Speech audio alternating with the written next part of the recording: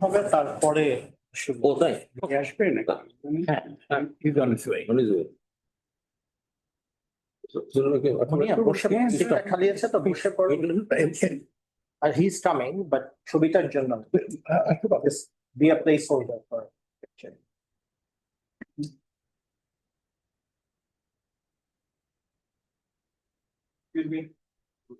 Our camera is ready. Okay, thank you.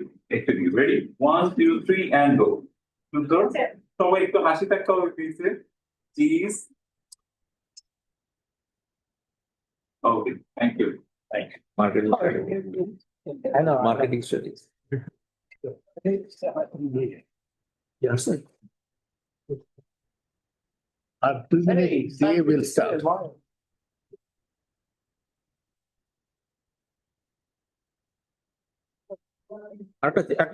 Baby একটা shoot করে আরেকটা চেয়ার দিয়ে দাও সব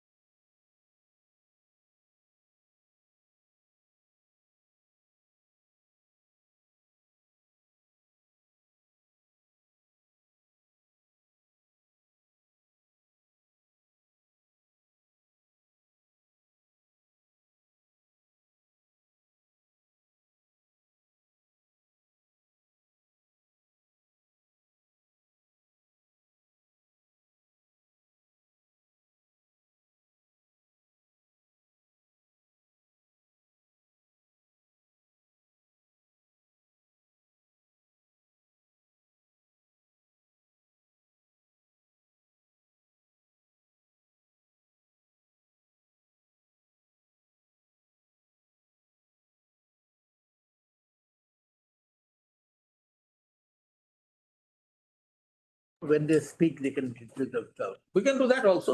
Okay, then okay. Save time. During interaction you can just present yourself, and with that I hand over to Ahmad. Ahsan, you just start off. Thank you, Khurshid bhai. And my thanks to all of you. সবাইকে অনেক ধন্যবাদ। আপনারা এখানে এসেছেন in your busy times. বিশেষ করে our two special guests, বিশিষ্ট অতিথি Zillur, Rahman, Imran, Matin, ও যে কোনো সময় পৌঁছে যাবে। আমি জানি তারা অতিরিক্ত অনেক ব্যাপারে ব্যস্ত আছেন। তো যাই হোক, সবাইকে ধন্যবাদ আসার জন্য, এবং BIDS কে অবশ্যই ধন্যবাদ জানাতে হবে। এটা যৌথ কাজ BIDS এর সঙ্গে, এবং মূলত তাদের সমর্থনে। আর আমি আরো ধন্যবাদ জানাবো আমার এখানে co-author doctor Wasil Sadat, Dhaka university, সেও আছে ওখানে। যেমন এই লেখার টাইটেলটা হচ্ছে selected findings from BIDS-PRI Research. The reason for that is there is a huge amount of material which has not been presented today. And also, let me just tell you that in case at times, and if you find the material going sometimes getting a bit technical and so on, please feel free to ask me specific technical questions if you can't follow. Yeah, but the general comments and questions can come later. And just to give you an update, slide 10 of the presentation gives the storyline. So the one way to see it, if you see slide 10, you see the storyline of today's discussion. So slide 10, thanks. Welcome, Imran. So, and my last point is, this is the first of two related talks. I will end this talk by raising the question whether urbanization is possible without decentralizing to powerful city governments. Number one, কি সম্ভব কিনা বিকেন্দ্রীকরণ করা ছাড়া এবং শক্তিশালী স্থানীয় সরকার ছাড়া। আমি ওই প্রশ্নটি শেষ করব এবং আগামী সপ্তাহে নেক্সট থার্সডে ওই বিষয়ে আমরা বিকেন্দ্রীকরণ নিয়ে আলোচনা করব, যেখানে আবার আমাদের সঙ্গে যোগদান করবেন ডক্টর মদিউল আলম মজুমদার, উনি যোগদান করবেন as chief guest, আর ডক্টর মাসুর রিয়াজ পলিসি এক্সচেঞ্জ সে থাকবে এখানে আলোচক হিসাবে, ডিসকাসেন্ট হিসাবে। তো ওটা আমাকে অবগত করে দিচ্ছি। আচ্ছা, এখন এইটা হচ্ছে যে some years ago when I was speaking on economic geography issues at a conference at Yale University, some of my friends, colleagues, MJ Kibriya, Abdul Islam, they were saying, but this is one topic. There are so many topics in Bangladesh. Why are you focused on this? The point is, yes, we are aware there are many other topics. So, education, health, social sectors, infrastructure, then economic diversification. But the point is, they all meet at urban development. Urbanization is at the crossroads of all of these issues. And the next slide will just show it very clear. So here, for instance, is if you will, this is big picture challenge. I'm having a tough time seeing the screen, but roughly the first point. Let me make the first point. You see, this block is empty. The north, left, west, east corner is empty. There cannot be any economic growth and development without urban development. That's the first very clear lesson. The second point is, however, urbanization by itself does not lead to growth and development. So this is the diagram of per capita incomes in international dollars, 2017, and share of urban population. And this middle red line is a econometrically drawn nonlinear curve, which roughly differentiates between which countries have done well, which countries have done poorly, even after urbanization. So the green line is the countries that have urbanized and then increased their incomes and the welfare of their people, right? But the red line are the countries where urbanization has increased significantly. Egypt is highly urbanized, and several other countries. But per capita incomes, productivity have not increased in those countries. So the challenge then becomes for Bangladesh. Bangladesh is roughly here. There are two lines here. One refers to the UN data. The other left line refers to the BBS data. So, and there's an issue there. So the question is, Bangladesh is right now on the line, and which will bring us to the an important point. But now, which path will it take? Will it take the green path, or will it take the red path? And here, of course, policy, institutions, political economy, they will all play a very big role. So, and start off with, there are some red flags already. Red flags, red lights. There's a sharp fall in there's a sharp fall in urban employment growth. In the 2010-17, 2017-22 data, if we take, urban employment growth was 4% in the first period. Urban employment growth has dropped to 0.8% in the second period. Industry employment growth has turned negative, actually, between the two periods. Here, Zillur was the chairman of the BBS Reform Commission. Unfortunately, the latest QLFS does not give us a breakdown between urban This gives us the breakdown between industry and as we have discussed, there is a sharp fall in industrial employment in the last 2-3 years. But the breakdown for urban is not available there. Then another red flag, and this is from the other paper with Dr. Sadat. So we see between 2011 and 2018, a movement of industry, establishment, output, value added, all of these from urban to rural areas, right? So, and I want to emphasize, when I say rural, I mean rural. These are not processing zones. They are not EPZs or special zones. They are rural areas. So you have a movement of industry from urban to rural areas. Given that rural infrastructure is by definition not adequate, it means that urban spaces are not being able to be hospitable to industry. And so these are leading to an emergency, right? So I'm just quoting a well-known, one of the best-known planners and architects of Chittagong City. Her concern was that unless we stop this unplanned development and move quickly into planned development, we will be in trouble. And she's right, because I'll come to the technical point later. And another well-known thinker, civil servant, very respected man, he said our towns are time bombs. Unless we get them fixed, at some point we will have people crowded in there, no jobs, nothing, and they are going to erupt. So give you some idea of the emergencies. Both Dhaka and Chittagong became municipalities in the 1860s, 3-4 years apart. Until now, Dhaka is the only city in the country with a centralized sewage system, even though it's partial.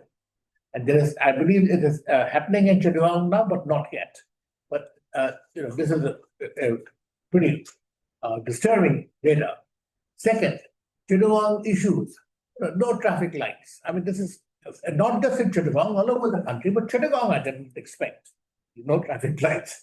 So I asked the chief engineer of the development authority, said, please ask the police. And of course, when we talked about the canals, he talked about the politics. But one of the ironic things is you cannot see the Shahid Minar in Chittagong City from the streets, because the planning has been so poor, the whole Shahid Minar has been covered by other buildings. Then the CDA Expressway, which was built, or the expressway that was built above the CDA Avenue expressly against the master plan of Chittagong, overriding all objections, and basically that has damaged the whole environment, the potential of the CDA Avenue. The deputy chief engineer I was speaking to, he started crying a bit. This is one of the cases. Similarly, we met with mayors, city councillors, civil society, civil servants. All of them raised a whole host of thoughtful issues. But the last point is very interesting. This is on paper, in some ways, Ghazipur is the most dynamic city of Bangladesh in terms of population growth, in terms of industry, and so on. But this is the Ghazipur City Corporation's master plan for 2024. And they are saying in the backdrop of chaotic development in Ghazipur city, it's a very straightforward admission. And anybody who has gone through Ghazipur, knows what terrible living conditions are there for the workers of Ghazipur. All right. So one way to put it is, unless we are careful, we may see a lot of Ghazipur developing around the country. So that is a challenge for us. So I've already thanked people in terms of just the background. These are the two papers, very large papers. And this talk is mainly based on the first one with some slides from the second one.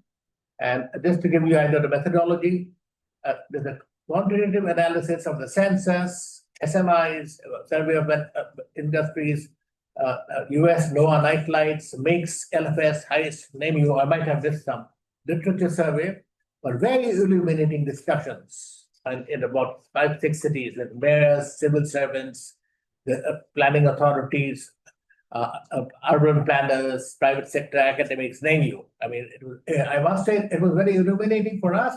And I came out quite hopeful about the quality of the discussions, in those places. And I have to tell you, a lot of the research in this area is done by universities and institutes outside Dhaka.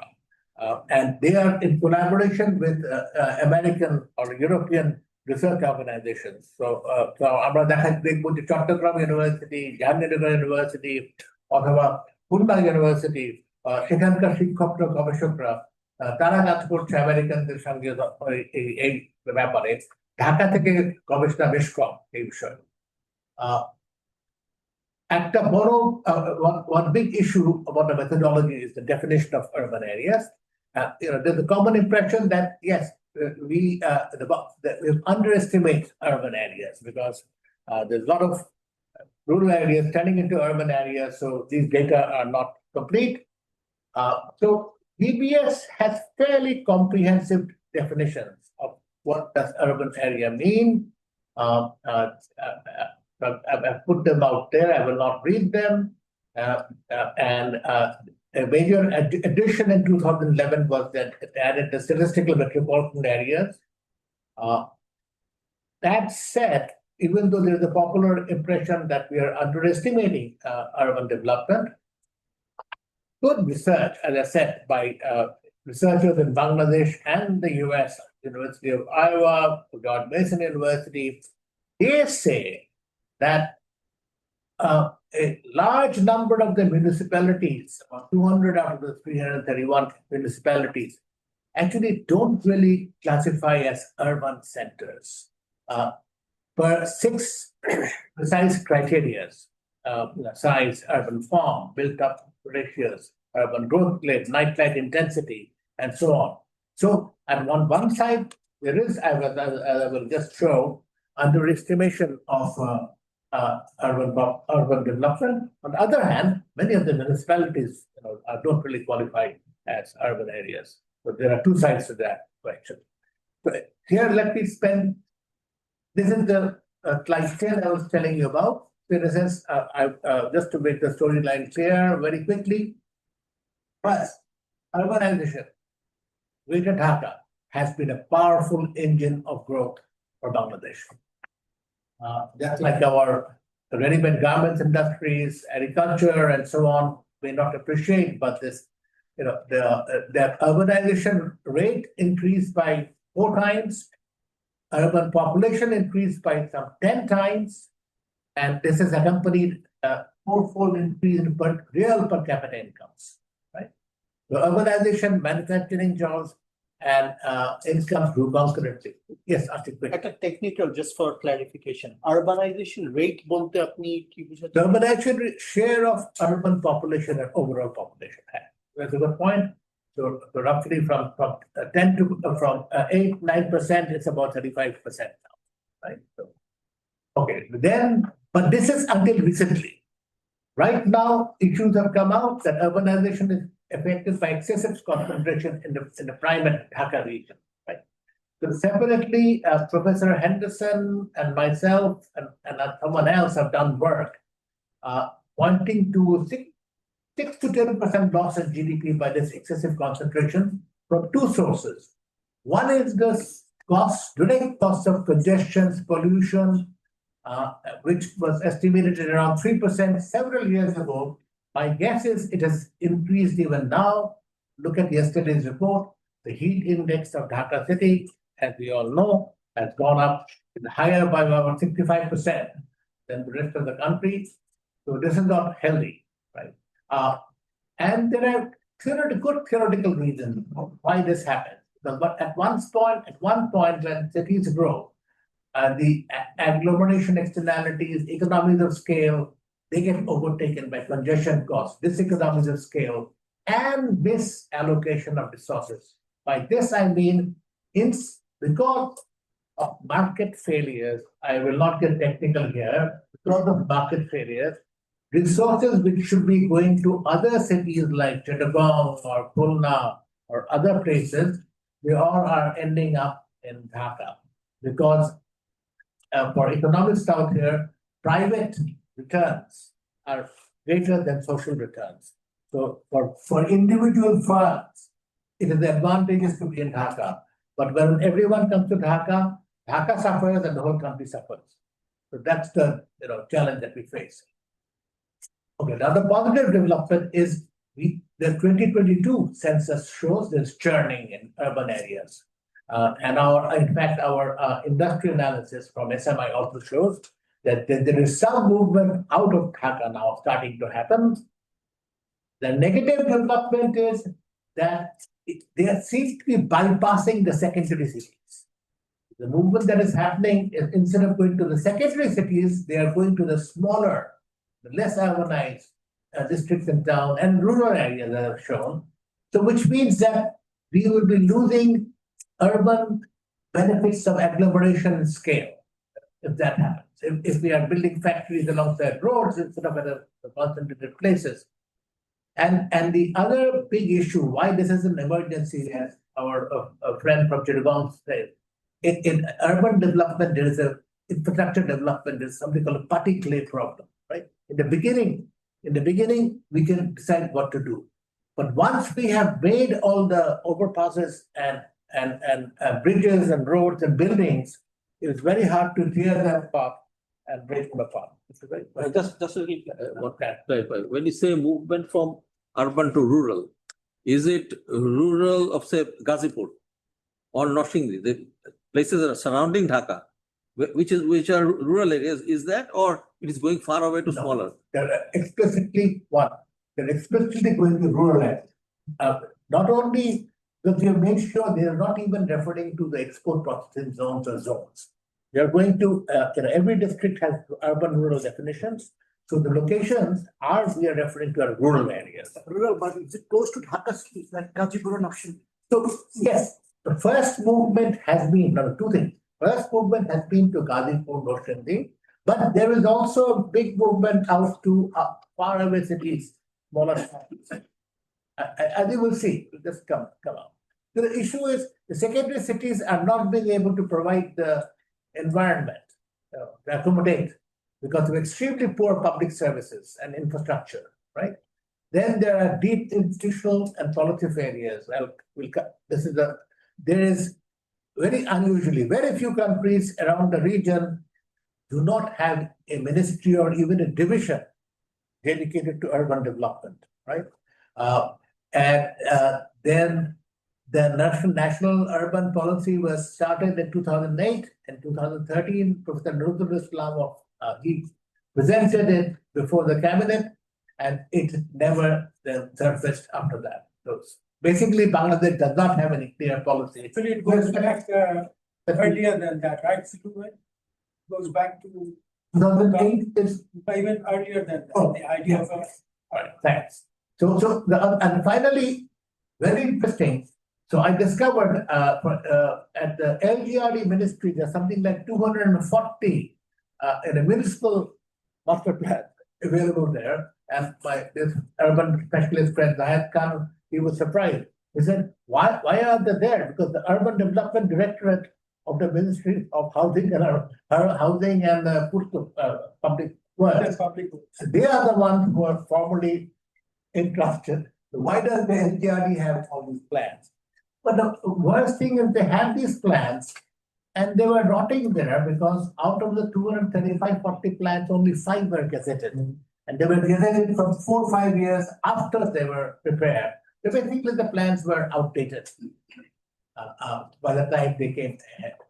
So my last point is I want to know, I think there is hope. There are challenges and there are major opportunities, and we'll touch on that. And there is the need to Bangladesh to develop a new engines of growth in terms of urban development, and there are opportunities for that.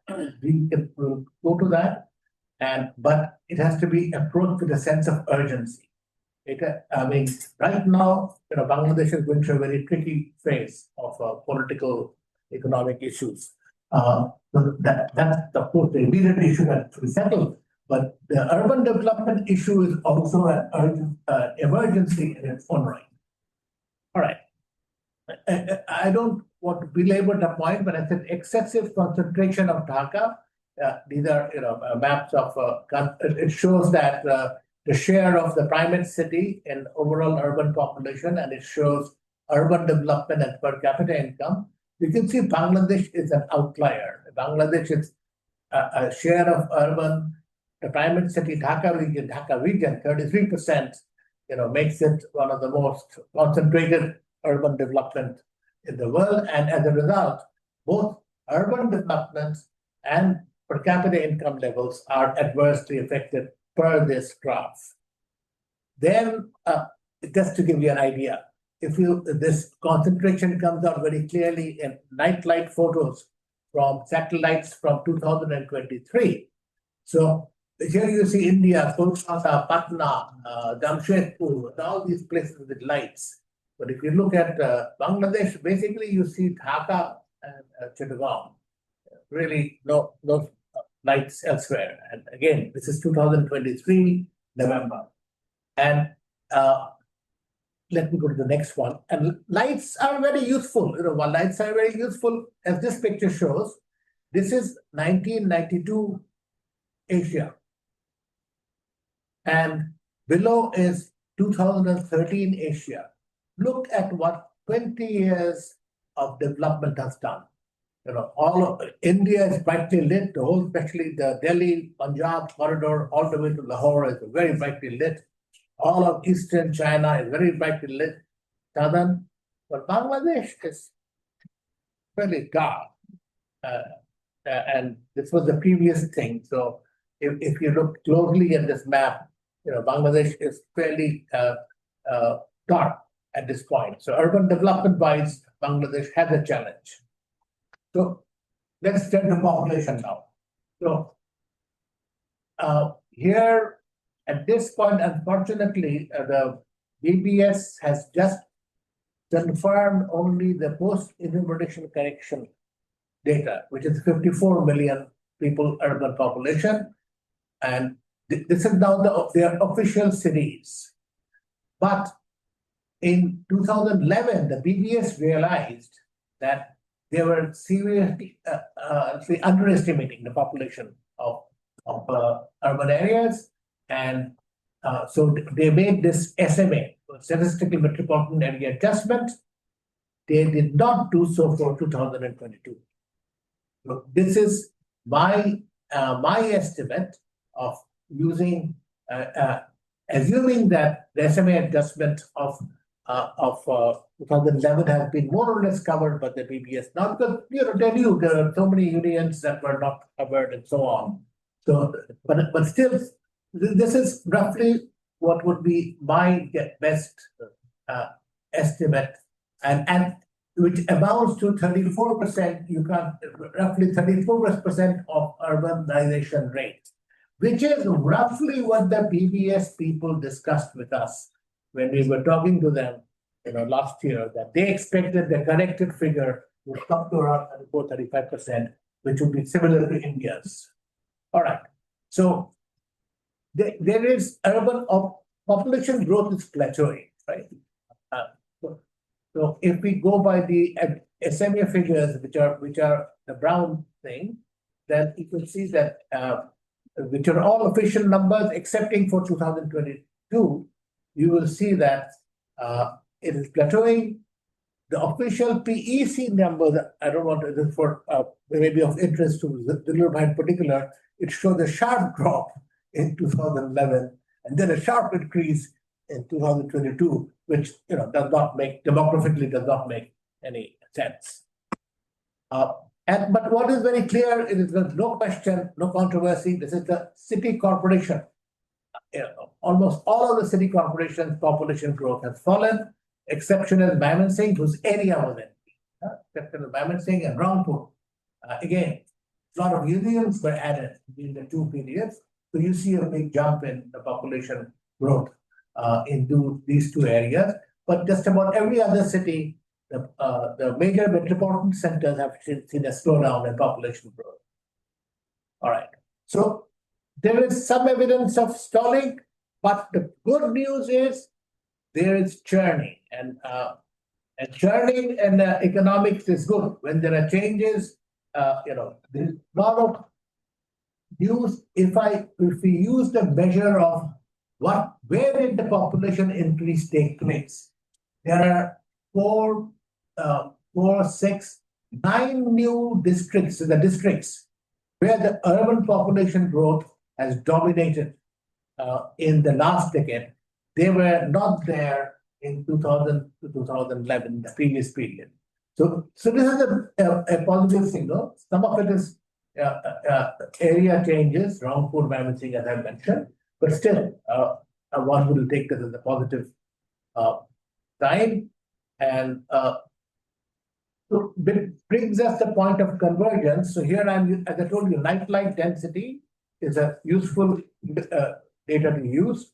And if you look at the right-hand side, so you will see the cities with the smallest urban population shares, they have grown the fastest, right? So this is kind of convergence. If we go further back, we will see that with and without Dhaka and Narayanganj, very clearly, the smallest cities that are towns are the one.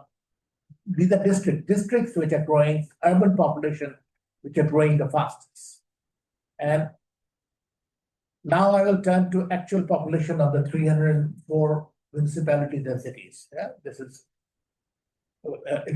was discovered by mystery. We need to discuss about previous data issues. This is I'm confident about the data because it coincides with previous estimates of the corporations. So this is the famous Zipf's law, one of the mathematical mysteries of the world, that where cities seem to obey a law that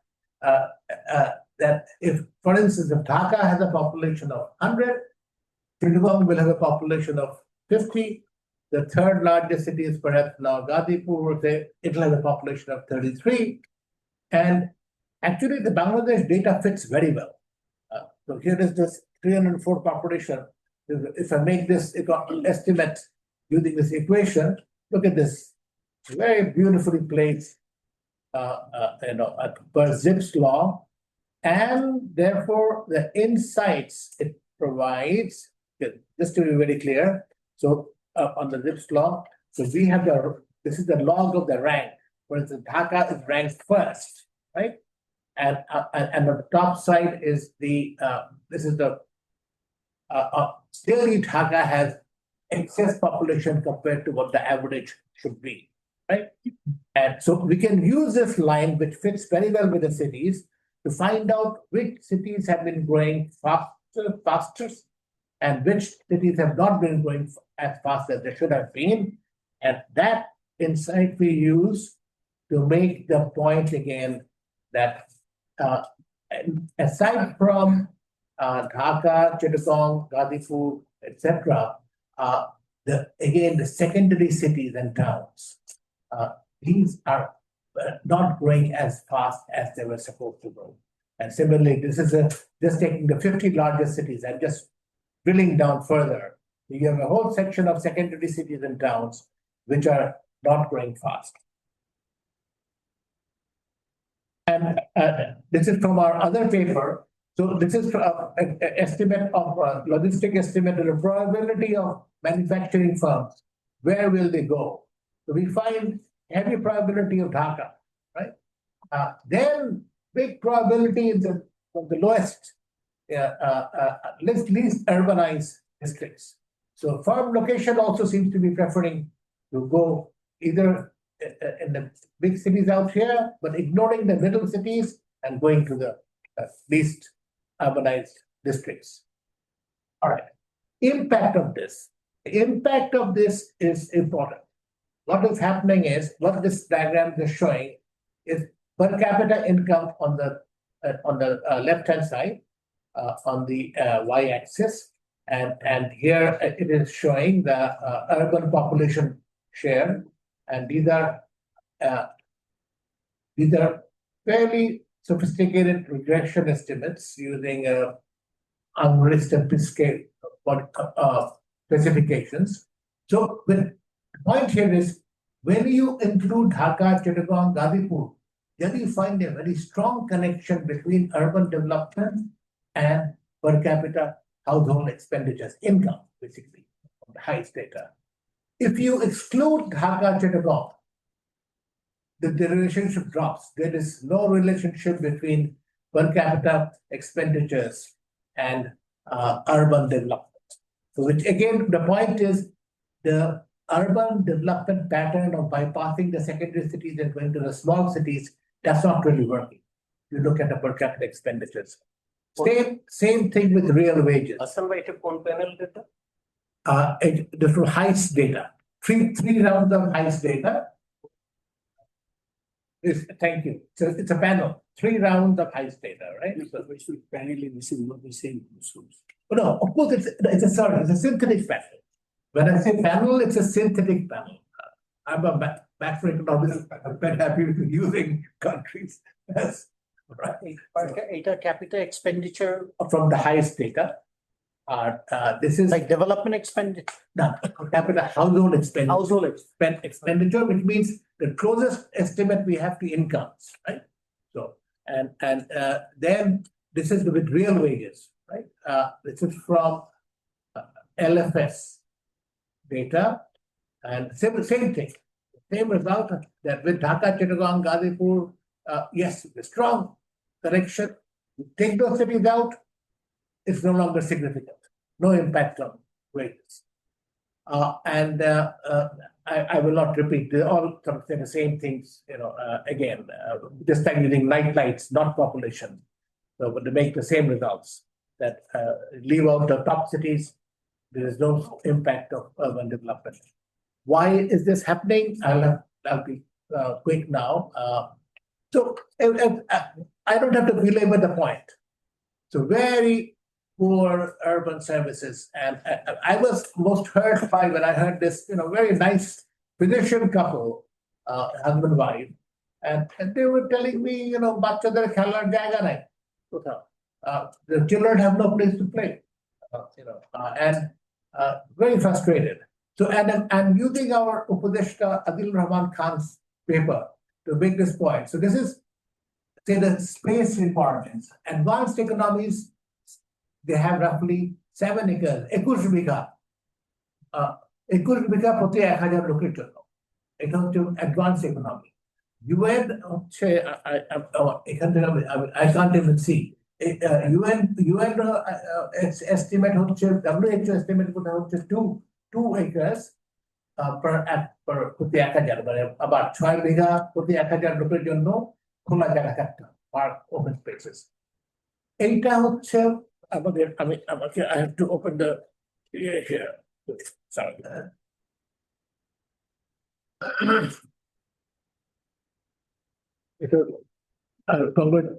Thanks to Adil Khan for his work. So a kind of this was Khulla's plan. Okay. This was Khulla's plan, and what is the actuality, reality? That was the plan, actually key hoyeche, right? That is Khulla. Khulla. And this is Dhaka's last master plan and actual.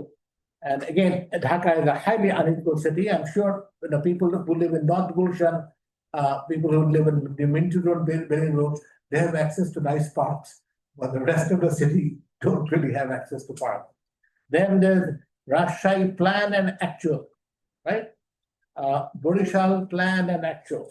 So, then this is the KDA chairman of Khulla. He himself showed us this picture. Look, this is the condition of the, he was himself directed. This is the condition of the city. What are we supposed to do?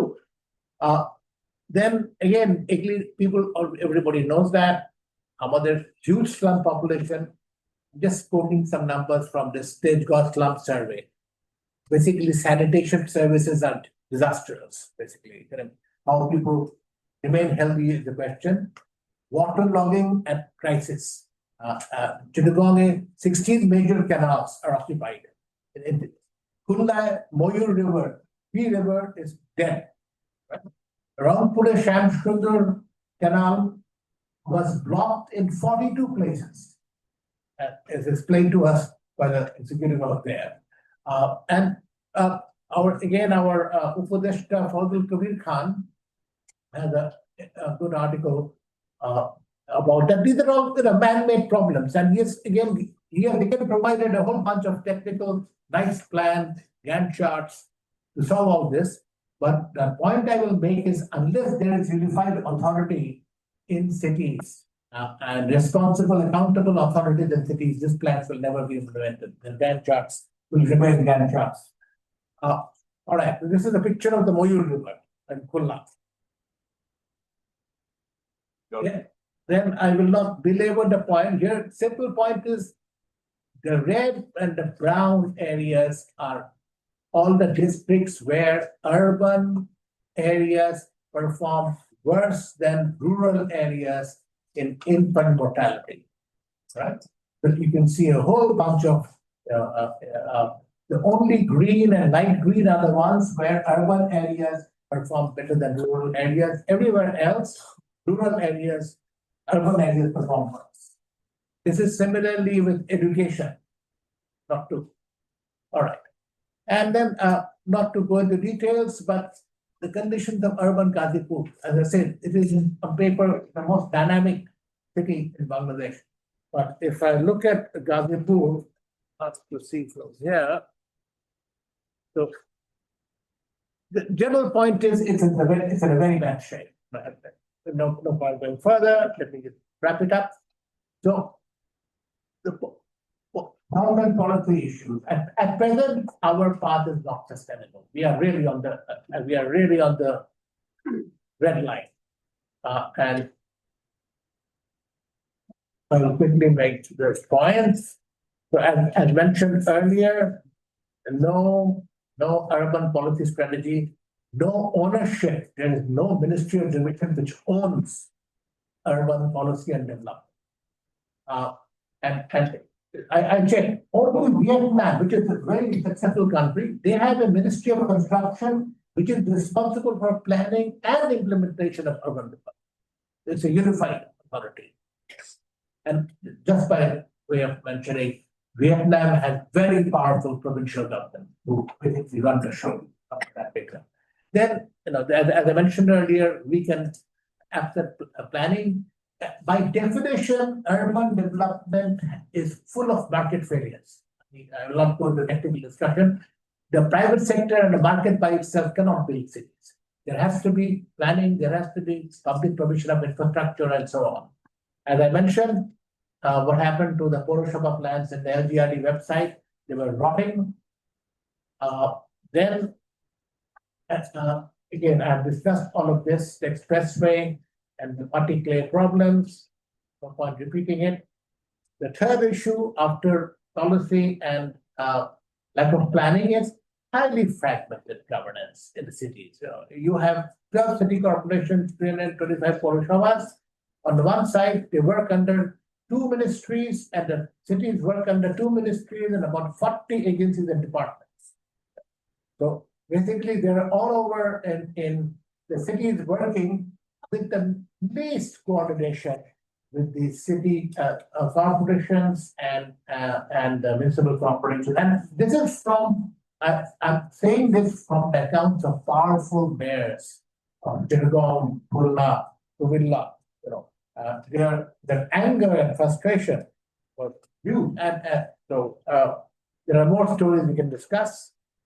And then the local governments are powerless.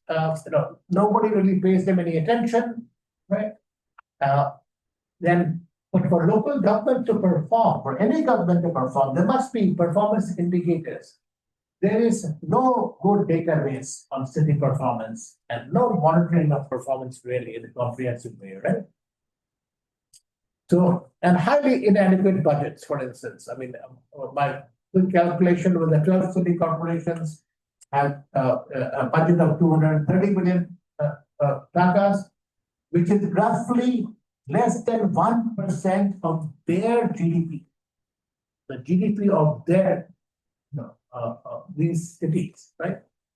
In Delhi, it's roughly 6%. Ho Chi Minh City government has roughly more than 10% of GDP as their budget, right?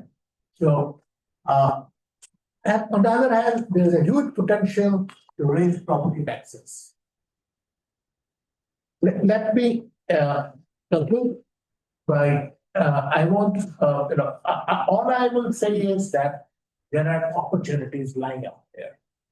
I was very pleased to see a very professional Chittagong Development Authority, CDA. The technical staff, the chairman was hopeless. He was a different matter. The chairman was absolutely hopeless. But they were working on a very nice plan, which is similar to what the current government is talking about, VIDA, Matarori Development Authority. So basically use the Kordafuri River in the east, take the Kubala-Chittagong corridor, go down to Matarori. And we have to think in terms of turning this into a Shenzhen or Ho Chi Minh region. That has to be the next engine of growth for Bangladesh. Otherwise, I do not see that from a macroeconomic growth source point of view, how that will happen. So similarly, in Khunda also, the bypass areas, there are organically some good industries developing, but the need for planning and integrating them with Khunda will be important. So the final question is, can all these be done without decentralizing resources and authority to the local city governments? Is it possible for 40 vertical ministries and agencies sitting in Dhaka to do all of these? That's the question I will place before you. Thank you.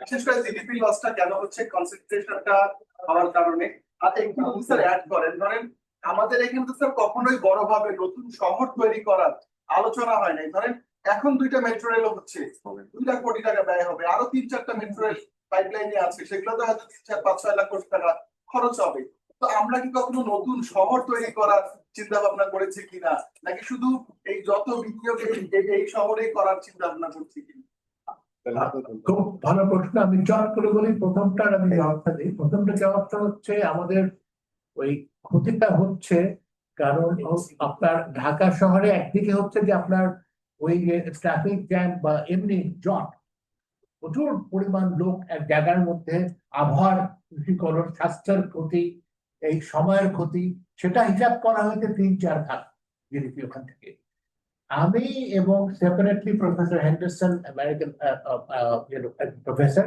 দুভাবে আমরা বলেছি যে আরেকটা কারণ হচ্ছে যে আমার হিসাবটা হচ্ছে যে এই যে আপনার দ্বিতীয় প্রশ্নের সঙ্গে জড়িত যে আমরা যে অন্যান্য শহরকে ডেভেলপ না করে ঢাকার উপরে শুধু করছি সেখানে অন্যান্য শহরে যেখানে উৎপাদনশীলতা বেশি হওয়ার কথা যেটা আসলে আমাদের আরেকটা পেপারে আমরা দেখিয়েছি যে অন্যান্য শহরে উৎপাদনশীলতা আসলে বেশি হতে পারে তো সব ঢাকায় এনে আমাদের ওই উৎপাদনশীলতা কমে যাচ্ছে প্রফেসর হেন্ডারসন সরাসরি উৎপাদনশীলতা নিয়ে কাজ করে দিতেন উনি বলেছেন ওনার একই ধরনের একটা হিসাব আছে সেখান থেকে আমরা 6 থেকে 10 ভাগ আমাদের ক্ষতি আমরা বলেছি আচ্ছা আর দ্বিতীয় কথা হচ্ছে আপনার আমার মতে তো এখন আসলে ওই যেটা আমরা সবাই বুঝে আমাদের ভাই কাজ করেছিলেন বছর 5-6 আগে খুব নামি দামি অর্থনীতিবিদ প্রফেসর টনি ভেনাবলস এর সঙ্গে ঢাকার পূর্বাঞ্চল এলাকাকে পুরান কথা তো আমি প্রফেসর টনি ভেনাবলস কে প্রশ্ন করেছিলাম ওয়াশিংটনে আলোচনায় যে আপনারা অন্যান্য শহরের কথা উনি অন্যান্য একেবারে জেনুইন না কেন শুধু ঢাকা রেখে অন্যান্য শহর এখানে কেন আমার মনে হয় ওটা প্রয়োজন হয়ে গেছে আমি মনে করি চট্টগ্রামের কর্ণফুলীর ওপারটা ব্রিজ বানিয়ে যেটা অলরেডি পরিকল্পনায় রয়েছে এবং ওই পুরো দক্ষিণ অঞ্চলে আমরা একটা ওই শেনজেন হো চি মিন সিটির মতো একটা আমাদের পরিকল্পনা নেওয়া দরকার এবং এটা নেওয়া দরকার পুরো বাংলাদেশের অগ্রগতির জন্য আচ্ছা আমাদের ওপেন ডিসকাশন টাইম হবে এর আগে আমাদের উই হ্যাভ এটার উপরে ডিসকাস করার জন্য we have doctor Imran Matin. He will make his comments, and after that we'll have an open question hour session before we pass it on to Zillur. So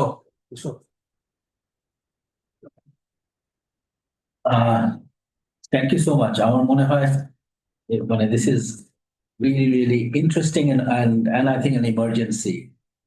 আমি just তিনটা point একটু raise করতে যাচ্ছি। একটা হচ্ছে ডেটার, আমার মনে হয় যে যে ধরনের ডেটা বেসে হাইয়েস্ট তারপর মিক্স দেখলাম এগুলাকে তো এই লেভেলে ডিসঅ্যাগ্রিগেটেড তো না, সুতরাং বেশ ভালোই টর্চার করতে হয়েছে to basically get this level of disaggregated analysis. তো আমার মনে হয় যে মানে আরবান ডেটাটাকে মানে বিশেষ গুরুত্ব দিয়ে আমাদের মানে মানে কাজ করতে হবে আর কি। মানে I think we need much more disaggregated large scale urban database, এবং শুধু এটা মানে সেকেন্ডারি সিটি টার্সিয়ারি সিটি যে ধরনের ক্যাটেগরাইজেশন আপনি করেছেন একটা ম্যাট্রিক্সে, সেটাকে ধরে আমার মনে হয় এটা একটা বড় ইনিশিয়েটিভ হওয়া দরকার। এবং হোপফুলি হাইয়েস্ট এখানে জিলুর ভাই আছেন, hopefully that's something we can take up, এবং অন্যরা হয়তো এর সাথে যুক্ত হতে পারে, পিআরআই, পিআইজিডি, অন্যরা। তো একটা হচ্ছে ডেটা পয়েন্ট। সবচেয়ে সাবস্ট্যান্টিভ যেই আমার কাছে যে জায়গাটা মনে হচ্ছে অত্যন্ত গুরুত্বপূর্ণ, সেটা হচ্ছে যে মিসিং মিডলের যে ডাইনামিক্সটা, যে বড় শহর এক ধরনের অ্যাগ্লোমারেশন ডিসইকোনমি হচ্ছে, কনজেশন কস্ট গুলো বাড়ছে, যার কারণে সেকেন্ডারি সিটি গুলা মানে স্কিপ করে এর নেক্সট লেভেলে যাওয়ার যে ডাইনামিক্স, এই যে মিসিং মিডলের যে ব্যাপারটা, এবং আলটিমেটলি আরবান ডেভেলপমেন্টের জন্য এই missing middle will be a huge cost.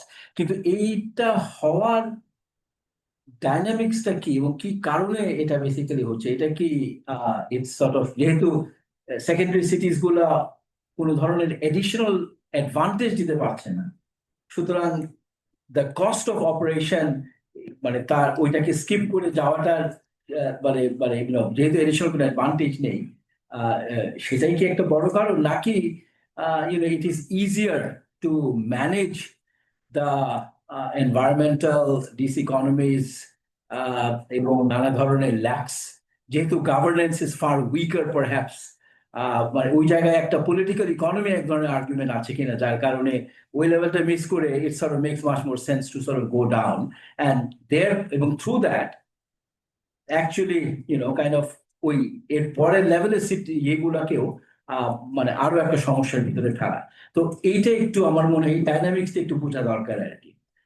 তো মানে ওটা নিশ্চয়ই আপনার কিছু I am sure you have some explanation. কিন্তু আমার মনে হয় আরেকটা জিনিস যেটা খুব ইন্টারেস্টিং ছিল, সেটা হচ্ছে যে এই যে ধরনের কাজ কিংবা গবেষণা কিংবা আগ্রহ নলেজ স্পেসের জায়গায়, এটা কিন্তু ঢাকার চেয়ে অনেক বেশি এই ধরনের সেকেন্ডারি সিটিগুলোতে, খুলনা, তারপরে অন্যান্য যে সিটিগুলো, Barishal and all that stuff. তো এই যে এখানে যে একটা নলেজ স্পেস তৈরি হচ্ছে, এটাকে কিভাবে আমরা ব্যবহার করতে পারি, আমার মনে হয় this would be quite sort of, মানে ওদের সাথে কি ধরনের পার্টনারশিপ কোলাবোরেশন হতে পারে to really sort of open up the policy space in a far more stronger way, যেন এই সেকেন্ড লেয়ারের সিটিগুলোতে যেন আমরা মানে কংগ্লোমারেশনের ডিসইকোনমি গুলার মানে মানে এটা যে ওখান থেকে সরে সেকেন্ডারি সিটিতে যাওয়াটাকে আমরা যেন এনকারেজ করতে পারি rather than the next layer down, which is I don't think it is good for the overall economic development. Last হচ্ছে যে পয়েন্টটা আমি একটু সেটা হচ্ছে যে এখানে আমি মানে সিটিজেন মানে সাধারণ মানুষ যারা শহরে বসবাস করে তারা কিভাবে কালেকটিভলি যুক্ত হতে পারে ইন দ্য সিটি গভর্নেন্স, এটা আমার মনে হয় would be also very important to think about. এবং সেখানে স্পেস গুলো কি আছে, আমরা লোকাল গভর্নমেন্ট স্ট্রাকচারে কিছু স্পেস আছে জানি, ম্যান্ডেটেড ওপেন বাজেট ফোরাম, তারপরে ওয়ার্ড সভা and so and so forth. City governance লেভেলে আমি জানি না কি ধরনের স্পেস আছে, ইনভাইটেড স্পেস, যেখানে আসলে ম্যান্ডেটেড ইনভাইটেড স্পেসে কালেকটিভ কনসিকুয়েন্সিয়াল সিটিজেন এঙ্গেজমেন্ট হতে পারে, যদি সেটা না থাকে তাহলে আমার মনে হয় ওটাকে একটা প্রণিধান যোগ্য করাটা আমার মনে হয় অত্যন্ত অত্যন্ত প্রয়োজন। If you really want to create more not only vertical pressure but also horizontal pressure for good governance. Thank you. Thank you. So let's open up let's open up the floor for questions. You can please introduce yourself and then raise the question. Thank you. So this doctor, hey, আমি এমনি বলছি আমার নাম হচ্ছে নুজাল কবির আমি former environment secretary তো what I found here that এখানে changing factor যে অর্গানাইজেশন একটা লিকিং ফ্যাক্টর এটা হাইলাইট করতে হবে বিকজ আমরা দেখছি যে ছোট ছোট শহরগুলোতে লোক আসছে because of displaced by climate change তো that very important it is missing a area এবং অনেক সাথে দেখতে ভালো করে সেকেন্ড হলো যে সরি গভর্নেন্সের বিষয়টা আমরা এখানে একটু দেখছি সফট ইনফ্রাস্ট্রাকচার যেগুলো বলি আমরা যেগুলো আমরা ট্রান্সপারেন্সি অ্যাকাউন্টেবিলিটি আদার থিংস এগুলোকে আমাদের এখন for the obvious reasons we don't have those things in place for the last about 3 years. So সেখানে দেখছি যে some sort of imposing development হয়েছিল not the participant development ছিল অর্থাৎ আমি আছে এখানকার সচিব আমি বললাম এখানে নিতে হবে so এটা বের হচ্ছে and that was the practice last few decades. So এই যে imposed development না দিয়ে participant development আমাদের যেতে হবে and that to be very much current friendly and thank you.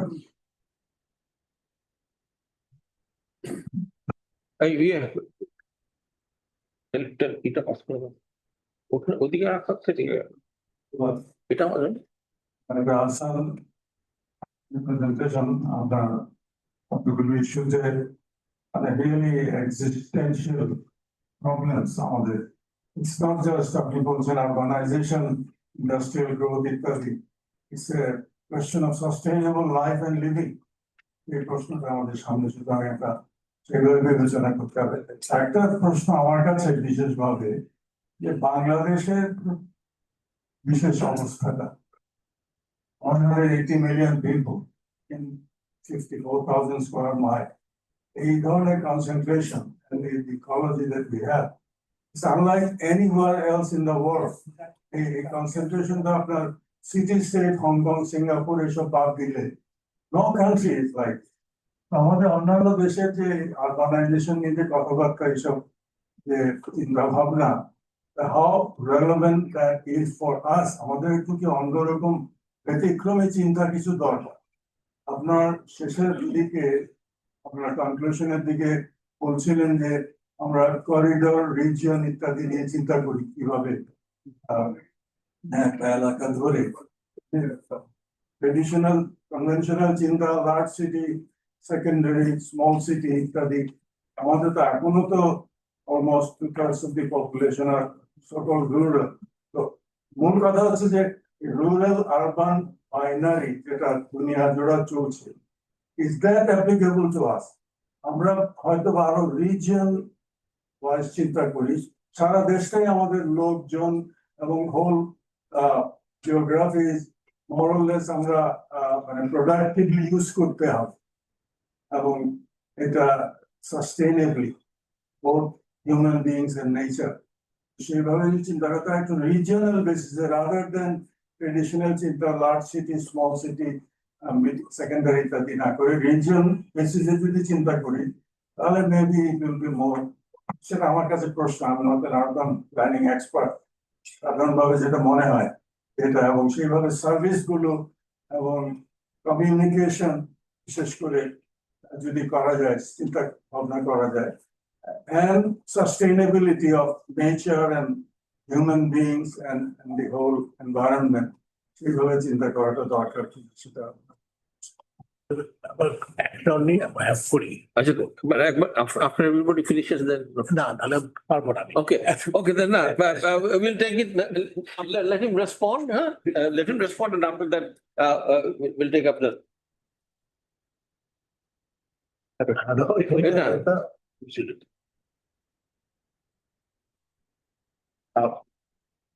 আমি বলছিলাম ডক্টর আমি একটা পয়েন্ট আমার প্রেজেন্টেশনে ছিল উল্লেখ করি নাই, এখানে শিক্ষার ব্যবস্থা অত্যন্ত গুরুত্বপূর্ণ। হ্যাঁ, ভালো ডায়নামিক শহর হয় যেখানে ভালো শিক্ষা থাকে। স্বাস্থ্যের কথা আমি বাদ দিতে তো অবশ্যই প্রয়োজন সবার, কিন্তু শিক্ষার ব্যবস্থা ভালো ইউনিভার্সিটি। আমি খুলনায় আপনার ওই চট্টগ্রামে যেমন এখন যেরকম ইউনিভার্সিটি বা এশিয়ান ইউনিভার্সিটি ওমেন স্কুল, ওগুলি আমরা যদি ডেভেলপ না করতে পারি, আমরা ডাইনামিক ওই মেট্রোপলিটন শহর আমরা ডেভেলপ করতে পারবো না। আপনি এই পয়েন্টটা রেজ করেন নাই, কিন্তু আমি এটা হাইলাইট করছি। হ্যাঁ, সব সব ব্যাপারে খুলনার লোকজন যাবে কেন? শিক্ষার ব্যবস্থা যদি না থাকে, ভালো শিক্ষার ব্যবস্থা যদি না থাকে, সাংস্কৃতিক যদি ব্যবস্থা না থাকে, বিনোদনের যদি ব্যবস্থা না থাকে, কেন খুলনা লোকজন যাবে? এই দিকগুলি খুবই গুরুত্বপূর্ণ। আপনার অন্য প্রশ্নগুলি তো আপনার একটা খুব খুব ইন্টারেস্টিং প্রশ্ন করেছেন, যে আসলে এক অর্থেই আমরা এই 18 কোটি মানুষ এরকম জায়গায় আছি। আমি আমি যারা অনেক সময় বাংলাদেশের বর্ণন করে বা বাঙালিদের দেশে এবং বিদেশে বাংলাদেশে কিছু হচ্ছে না, আমি বলি যে অর্ধেক আমেরিকানদেরকে ফ্লোরিডায় পাঠাও, দেখো কি হয়, পুরো আন্দোলন লেগে যাবে। আমরা এক ধরনের যেখানে আমরা আছি এক ধরনের অনেক একটা অভূতপূর্ণ পূর্ব একটা আমরা এক ধরনের কি বলবো মানে অ্যাচিভমেন্ট দেখা দেখবেন আমাদের। আপনি খুব ইন্টারেস্টিং পয়েন্ট রেজ করেছেন, আসলে প্ল্যানিংটা পুরো দেশব্যাপী হওয়া উচিত কিনা রিজনাল, কারণ আমাদের জমি এত কম। আরবান রুরাল বাইনারিটা রাখতে হবে এই কারণে আমি বলবো, কারণ ওই আরবান ম্যানেজমেন্টটা মানে হাই কোঅর্ডিনেশনের প্রশ্ন, যেখানে আপনার সবকিছু সিস্টেম একসঙ্গে আপনাকে কাজ করতে হবে। সেখানে আপনার একটা ইউনিফাইড ম্যানেজমেন্ট না রাখতে পারলে আপনার মুশকিল হবে। আমি বলবো যে এখানে একটা এখানে বিকেন্দ্রীকরণের প্রশ্ন আসছে, যে কোন লেভেলে আমি এটা নিব, একটা রিজিনাল লেভেলে নিব, একটা ডিস্ট্রিক্ট লেভেলে নিব, কিন্তু শহরের গভর্নেন্সটা কিন্তু একটা ইউনিক গভর্নেন্স আমার মতে। মানে ওই সব শহরের গভর্নেন্সের মানে এতগুলি ডাইমেনশন আছে, তাদেরকে আবার বলা যে গ্রাম থেকে কি আসছে না আসছে তারাও সেটাও দেখবে, সেটা বোধহয় ঠিক হবে না। তো আমি ওভাবে দেখছি, তবুও আপনার larger point is very well taken. আপনার যেটা আমরা পুরো বাংলাদেশ একটা ছোট দেশ, সামগ্রিকভাবে স্পেশাল প্ল্যানিংটা খুবই গুরুত্বপূর্ণ। Very interesting point. আমাকে অনেকে বলে যে এত ছোট দেশে এইসব নিয়ে চিন্তা করে দরকার কি, ডিসেন্ট্রালাইজেশন দরকার নাই। না, বরাদ্দ দরকার আছে এসব ব্যাপারে। ক্লাইমেট চেঞ্জের পয়েন্ট ভেরি ওয়েল টেকেন। আপনার আমাদের আনতে হবে, বিশেষ করে তৈরি হয়ে গেছে। আর এখানে যেটা হচ্ছে পার্টিসিপেটরি ডেভেলপমেন্ট, যেটা ইমরানও যেটা নিয়ে এসেছিল, অবশ্যই কারণ হচ্ছে যে আপনার শহর লেভেলে আপনার শহর ভালো করছে কিনা খারাপ করছে, আমরা যদি একটা সামগ্রিক ডেটা যদি না থাকে, তথ্য যদি না থাকে, আমরা যদি আমরা মূল্যায়ন না করি, তো মূল্যায়নকে দুভাবে হওয়া প্রয়োজন। একটা হচ্ছে সাধারণ লোকজনের পার্টিসিপেটরি ভাবে করা দরকার, আর আরেকটা উপরের সরকারের স্তরে তাদের কাজ হবে, কোন শহর কিভাবে কাজ করছে। আর ভিয়েতনামে আপনার ওদের প্রভিন্সিয়াল কম্পিটিটিভনেস ইন্ডেক্স, ওটা একটা সাংঘাতিক হট আইটেম। প্রতি বছর ওরা ওদের যে একদিন 64টা প্রভিন্স ছিল, মানে আমাদের জেলা হচ্ছে ওদের প্রভিন্স, তো কোন প্রভিন্স কি কাজ করছে এটা নিয়ে প্রচন্ড কম্পিটিশনের মধ্যে চলে। তো ওই ডেটাগুলি দেখা ওগুলি খুবই গুরুত্বপূর্ণ। আপনার এটা অ্যাডভান্স দেশেও সব প্রভিন্সের স্টেটসরা কি করছে না করছে সবাই এটা নিয়ে কথা বলে, তা আমাদেরও ওই সিস্টেম আনতে হবে, এছাড়া কোনো উপায় নেই।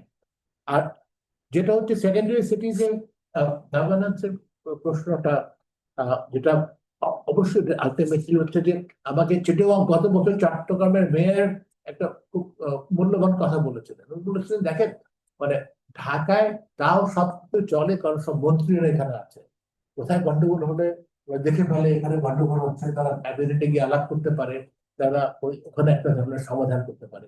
চট্টগ্রামে আমাদের সেই সুযোগটা নেই।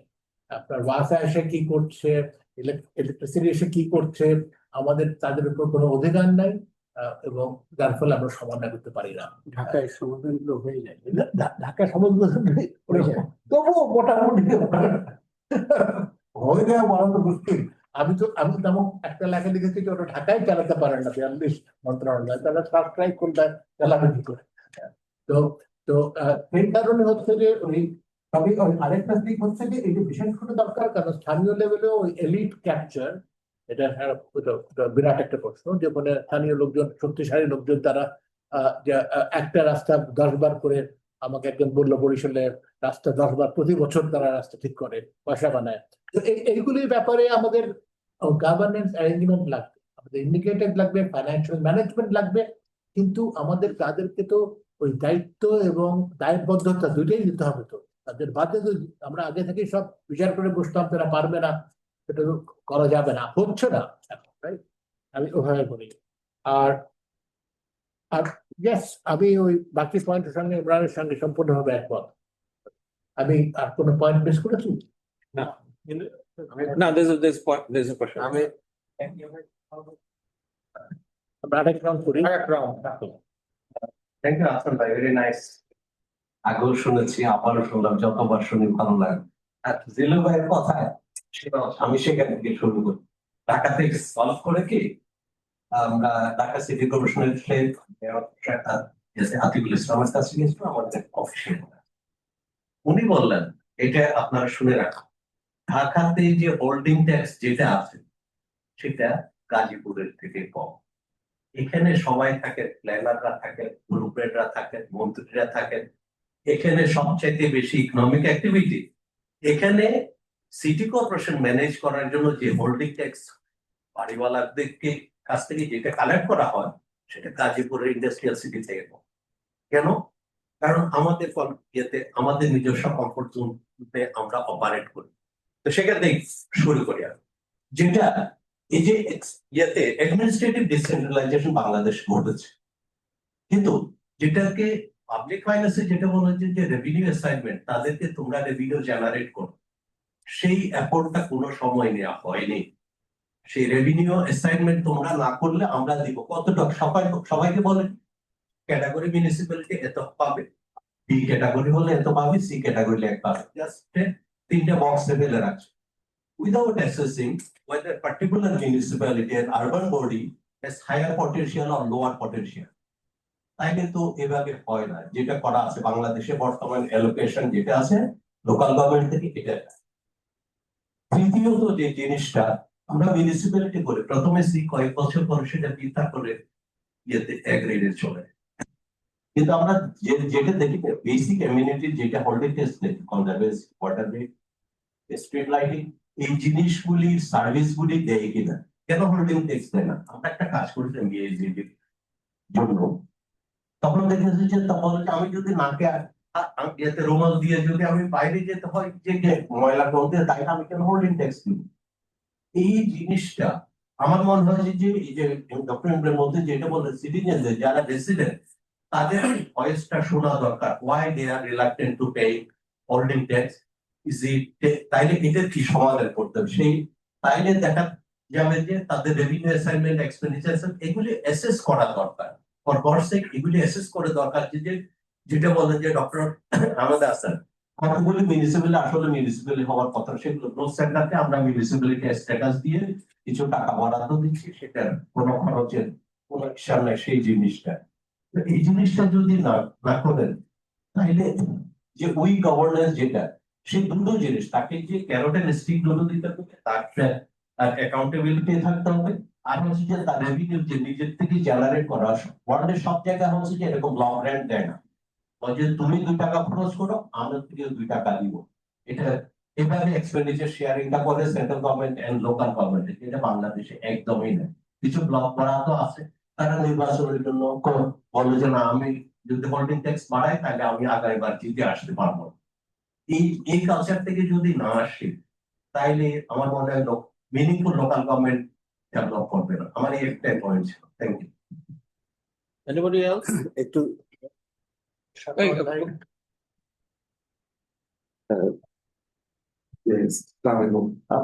আজকে প্রথম শুনলাম নতুন মনে হলো আমার কাছে যে গাজীপুর একটা বেস্ট অর্গানাইজেশন সেন্টার হয়েছে। এটা যদি ব্যাকগ্রাউন্ডটা একটু দেখি কিভাবে ইকোনমিক ম্যানুফ্যাকচারিং এগুলো সেন্টারগুলো এখানে চলে যাওয়ার কারণে হয়েছে। এখন কি করে গেল? ঢাকা শহরে যখন গার্মেন্টস ইন্ডাস্ট্রি হলো, তখন ওদেরকে যখন বলা হলো যে তোমরা ঢাকার বাইরে চলে যাও, ওরা যেতে চাইলো না। এরপরে যখন গার্মেন্টস বাইরেরা বললো আমরা তোমাদেরকে অর্ডার দেবো না, তোমরা যদি ঢাকা শহরের বাইরে না যাও, এবং বাইরেটা ওদের ক্যাপাসিটিও হয়েছে তারা বাইরে কনস্ট্রাকশন করার, তখন ওরা যেতে শুরু করলো। তখন ওদের সাথে আমি কথা বললাম তোমরা এত কিছু থাকতে গাজীপুর কেন যাও? তখন ওরা বললো যে গাজীপুরের ল্যান্ডটা উঁচু, সেখানে ল্যান্ড ডেভেলপমেন্টের কস্ট কম, আর একটা ডবল রোড আছে। তখন আমি অনেক আগে 30 বছর আগের কথা বলছি, একটা ভালো ডাবল রোড আছে, ঢাকা ময়মনসিংহ রোড, সুতরাং কমিউনিকেশনটা বেটার, আমরা এখানে কমফোর্ট ফিল করি, কস্ট অফ ডুইং বিজনেস ওখানে কম হবে। এখানে একটু বলে রাখা দরকার, বাংলাদেশের কস্ট অফ ডুইং বিজনেস কিন্তু ঢাকা শহরে সবচেয়ে কম। এখন এরপরে আরবানাইজেশন হলো কি করে, মানুষ ওখানে পপুলেশনটা গেল কি করে, ডেন্সিটি যে বাড়লো, এটা আপনারা যদি একটা খেয়াল করেন, ঢাকা থেকে কিন্তু হাজার হাজার গাড়ি যায় সকালবেলা, রাতের বেলা ফিরে আসে। মানে যাদের ক্যাপাসিটি আছে তারা ঢাকা শহরে থাকে, গাজীপুরে থাকে না। ইন্ডাস্ট্রি গুলো এন্টারপ্রেনাররা কিন্তু কেউ গাজীপুরে থাকে না, সবাই ঢাকাতেই থাকে। এখন কারা ওখানে থাকে, এরা মূলত লো স্যালারিড পার্সনরা, এবং ওখানে ভাড়া থাকুক বা নিজের জায়গা কিনুক, এইভাবে ওই শহরটা গড়ে উঠেছে। তো এখন আমরা আরবানাইজেশনের যে থিওরিটা, আমরা একটা ক্যাপাসিটি বিল্ডিং করলাম, ফ্যাসিলিটি তৈরি করলাম, তারপর সেখানে যে লোকজন থাকা শুরু করলো, এটা আমাদের দেশে হয়নি।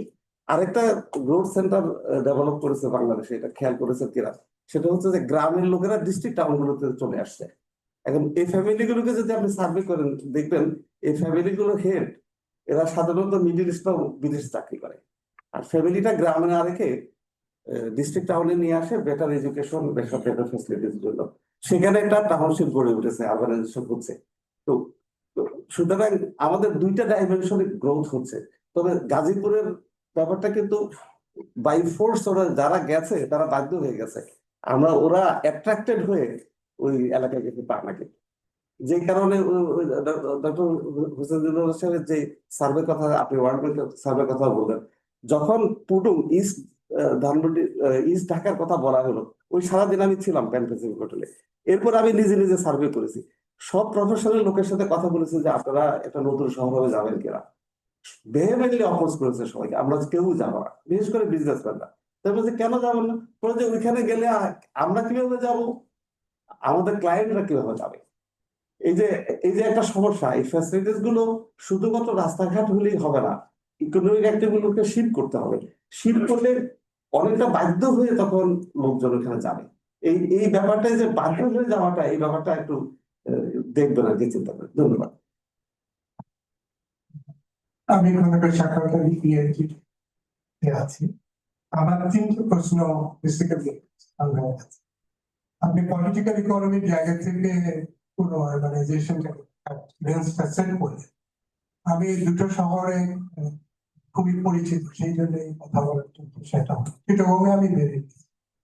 চিটাগংয়ে বেড়ে ওঠার সূত্রে দুটো কথা বলতে পারি। জাতি হিসেবে আমরা কতটা ব্যর্থ, প্রকৃতির দুটো জিনিস আমরা ধ্বংস করছি, একটা হচ্ছে পাহাড় আর একটা হচ্ছে সমুদ্র নষ্ট করছে। আরেকটি সূত্রে কথাটা বলার জন্য আমি হচ্ছে যে আপনি যে রেফারেন্স পয়েন্ট করলেন যে 96 এর যে মাস্টার প্ল্যান, আমি তখন বিশ্ববিদ্যালয়ের ছাত্র। আমি সিটি মাস্টার প্ল্যানের ফার্স্ট আমার প্রফেশনাল এন্ট্রি পয়েন্ট ছিল রিসার্চ অ্যাসিস্ট্যান্ট হিসেবে, আমি সোশ্যালজিস্ট অ্যাসিস্ট করি। তো আমি 3টে ইস্যুতে কাজ করেছি, একটা হচ্ছে শিক্ষা, শ্রম এবং ইনফর্মাল ইকোনমি। চিটাগং শ্রমের জায়গা থেকে যদি দেখেন, চিটাগংয়ে কিন্তু রেলের জমি, বন্দরের জমি ম্যাক্সিমাম, কিন্তু চিটাগং এর শ্রম এরিয়া গুলো তৈরি হচ্ছে বা গড়ে উঠেছে প্রাইভেট ল্যান্ডকে কেন্দ্র করে, এটা ঢাকার মতো নয়। তো আমাদের ইকোনমিস্টদের কমপ্লিমেন্ট করার মতো এনথ্রোপোলজিস্ট এবং সোশ্যালজিস্টদের ব্যাকআপটা অনুপস্থিতি আমাদের আরবানাইজেশনটাকে বুঝতে কিন্তু একটা বড় ধরনের বটলনেক। যে আমরা নাম্বারটার সঙ্গে এই ব্যাখ্যাটা, চরিত্রটা, মনস্তত্ত্বটা, এগুলো কিন্তু দেখা। আরেকটি ইম্পর্টেন্ট, যেটা মঞ্জুর আহমেদ করলেন, আমি একেবারে আপনাদের ইকোনমিক্স এর শব্দ কয়েন করেই বলছি, যে ডেনসিটি ডিভিডেন্ড, এটা তো একটা টুলস ফর ডেভেলপমেন্ট। সো ইনোভেশনের জায়গাতে আমি যদি দেখি, যেহেতু আমি এমএফএস ইন্ডাস্ট্রিতে কাজ করছি, সো রুরাল যে ক্যাপিটালটা মাইক্রো ফাইন্যান্সের মধ্য দিয়ে গড়ে উঠেছে, যেটা community capital manage by NGOs, সেখানে দুটো ইন্ডাস্ট্রি আমরা পয়দা করতে পেরেছি, বিদেশিদের নিতে পেরেছি। একটা হচ্ছে গ্রামীণ ফোন, আরেকটি হচ্ছে বিকাশ, যেটা ব্যাংকের থ্রু দিয়ে আসে। সো ডেনসিটি ডিভিডেন্সের বাংলাদেশে এখন সবচেয়ে বড় এই দুটো জিনিস কিন্তু দিচ্ছে। সো আমাদের এই ইনোভেশনস গুলো এটা হেলথে হতে পারতো, এটা এডুকেশনে হতে পারতো। সো আমাদের প্রবলেমস গুলো সলিউশনের জায়গাগুলো কিন্তু দিতে হবে। আর আমি শেষ করবো একটি কথা বলে, যেটি আপনার সঙ্গে আমি খুব একমত, যে শিক্ষাটার ব্যাপারে, শিক্ষা বিনিয়োগে নিউ মিডল ক্লাস সবচেয়ে বেশি ইনভেস্ট হয়। সুতরাং তারা কোয়ালিটি এডুকেশনের জন্য কিন্তু আরবান সেন্টার গুলোতে আসে, এবং ঢাকাতে সেই জন্য ইন্টারমিডিয়েটের পরেই আসতে থাকে। চিটাগং এ আমি পুরো ক্যারিয়ারই চিটাগং এখন কিন্তু সেই জিনিসটা পাচ্ছে না, শুধু এডুকেশন না, হেলথও পাচ্ছে, এবং বিজনেসটা শিফট করে গেছে ঢাকায়। সো এই পলিটিক্যাল ইকোনমি থেকে হু আর দ্য ড্রাইভার্স, এই যে লোকাল এবং রিজিওনাল যে ইকোনমিকে যেটা ছিল, সম্ভাবনা ছিল, সেটা ধরে রাখার ক্ষেত্রে চ্যাম্পিয়ন্স এন্ড ড্রাইভার্স এর অনুপস্থিতি। সো পলিটিক্যাল ইকোনমিক লেন্সে এটা যদি আমরা না দেখতে পারি, তাহলে এটা ব্যাখ্যা হবে, সমাধানের সূত্রগুলো খুঁজে পাওয়া যাবে না। And it is more political. এটা লোকাল গভর্নমেন্ট এম্পাওয়ারমেন্টের কথা বলছি। স্যার ইউনুস তো হোসেন জিলুর এখানে আছেন, আমরা তো 2000 সালে স্থানীয় সরকার সহায়ক গ্রুপ দিয়ে শুরু করেছিলাম। আমাদের সিভিল সোসাইটির তো সেই মানে লেগে পড়ে খেলে শুধু এনজিওর পয়সা দিয়ে তো এটা হবে না, উনি তো করেন নাই। আচ্ছা, এটা উত্তর দিয়ে তারপরে পরে ওটা আপনি উত্তর দিচ্ছেন।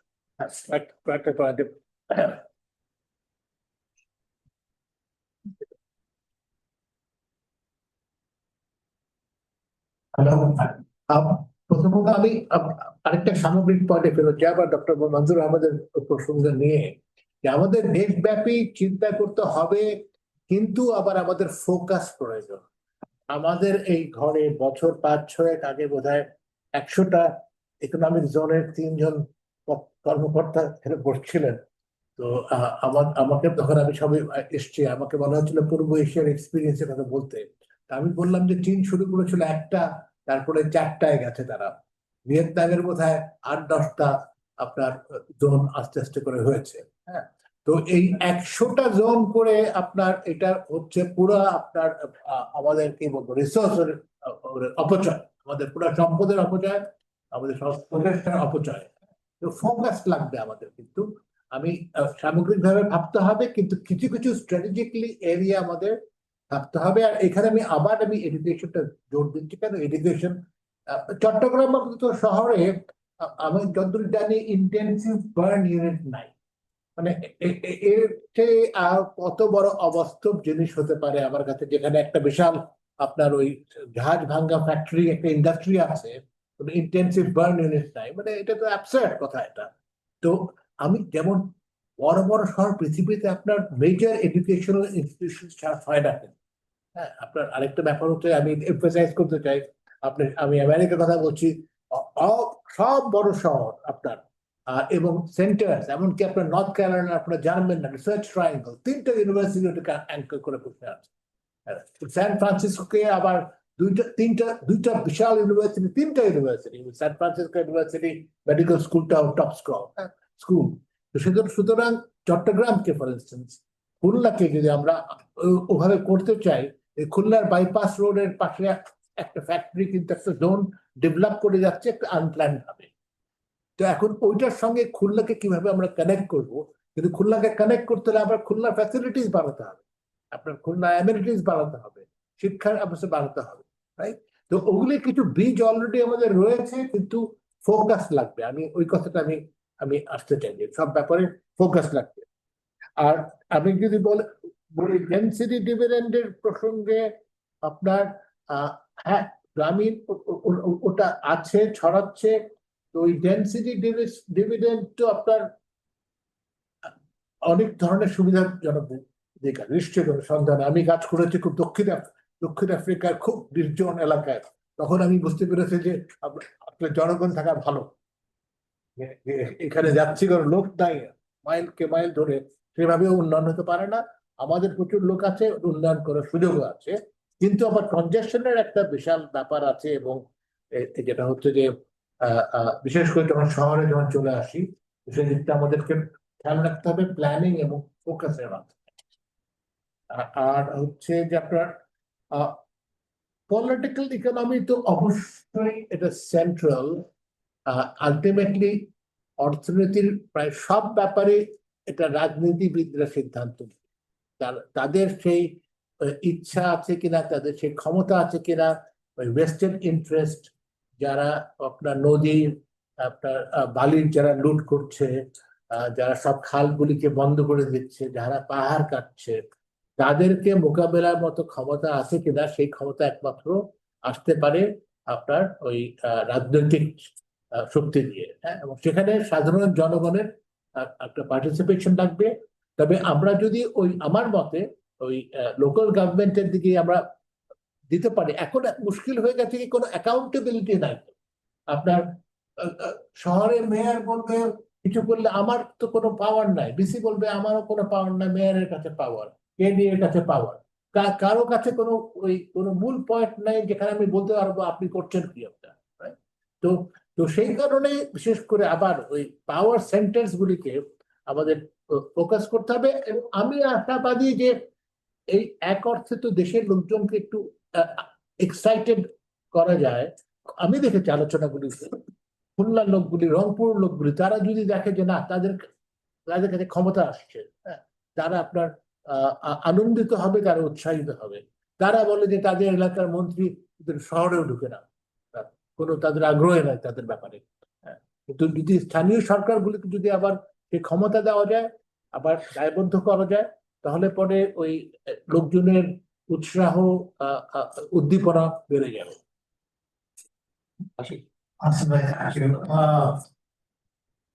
Urbanization and decentralization are two orphan agendas. We give them sympathy, but nobody really owns them. At least that's the evidence. At the political economy dimension that needs to be viewed, recognized, Apni praised CDA, but why are these CDAs being created? If you go ask the precursor question, the CDAs were primarily created to undermine city corporations. Whenever the political authority did not like the mayor and did not want to work with the mayor, they created the CDA to bypass the mayor. So, Chittagong Development Authority, the government did not like the Chittagong mayor. Let's create this Chittagong Development Authority, give them money, bypass the mayor, do the development through the bureaucrats. Let's create the Gazipur Development Authority. I don't like the Gazipur mayor. Let's do the Khurshid Development Authority. So these institutions are created just because when the political authority is so concentrated, so centralized, I don't see how to create urban development and a decentralized institutional ecosystem when you have that kind of precondition. And that is why these institutions came up, right? I mean, why was Dhaka divided? All these decisions were not taken on any institutional, with any institutional philosophy of decentralized. Well, because they thought that you have to get rid of one particular mayor from one particular party, and therefore let's divide Dhaka. So the backdrop হচ্ছে আসলে যে আমার মোটিভেশনটা হচ্ছে concentration of political power. এবং আমার মোটিভেশনটা যখন totally determined by concentration of political power, তখন এই আরবান ডেভেলপমেন্ট এবং ডিসেন্ট্রালাইজেশন দুইটাই অরফান হয়ে থাকছে। এবং আপনি একটা ফ্যাসিনেটিং জিনিস দেখাচ্ছেন যে আরবানাইজেশন বাড়ছে, কিন্তু আপনি তার পাশাপাশি সোশ্যাল ইমপ্রুভমেন্ট, ওই যে আপনার স্পেশাল ম্যাপটাতে দেখাচ্ছেন অনেক জায়গায় রেড, যে আরবান জায়গায় health and education is lagging behind. আমার ভোলার ডিসির গল্প দিয়ে আমি শেষ করবো। ভোলার এসপির সাথে আমি কথা বলছিলাম, ও যে ব্যাডমিন্টন খেলতে গিয়ে, সরি ডিসির সাথে কথা বলছিলাম 2 বছর আগে, ব্যাডমিন্টন খেলতে গিয়ে তার পিএস এর মনে হয় পার নখ উল্টে যায়। ভোলায় একটা আইসিইউ নেই, ভোলায় ওইটা ট্রিট করার কোনো জায়গা নেই। তার স্পেশাল স্পিডবোট এনে বরিশালে পাঠিয়ে তার ওইখানে ওই সার্জারিটা করতে হয়। সো আপনি ভোলায় রাতে যদি কারো হার্ট অ্যাটাক হয়, there is no life support দেওয়ার মতো কোনো জায়গা নেই। 18 লক্ষ মানুষ থাকে, that is bigger than Bhutan, right? So this is the fact that decentralization and urbanization are orphan agendas. যতক্ষণ আমরা extreme concentration of political power both spatially and politically address না করতে পারবো, I'm very pessimistic যে এখানে actually real কিছু হবে।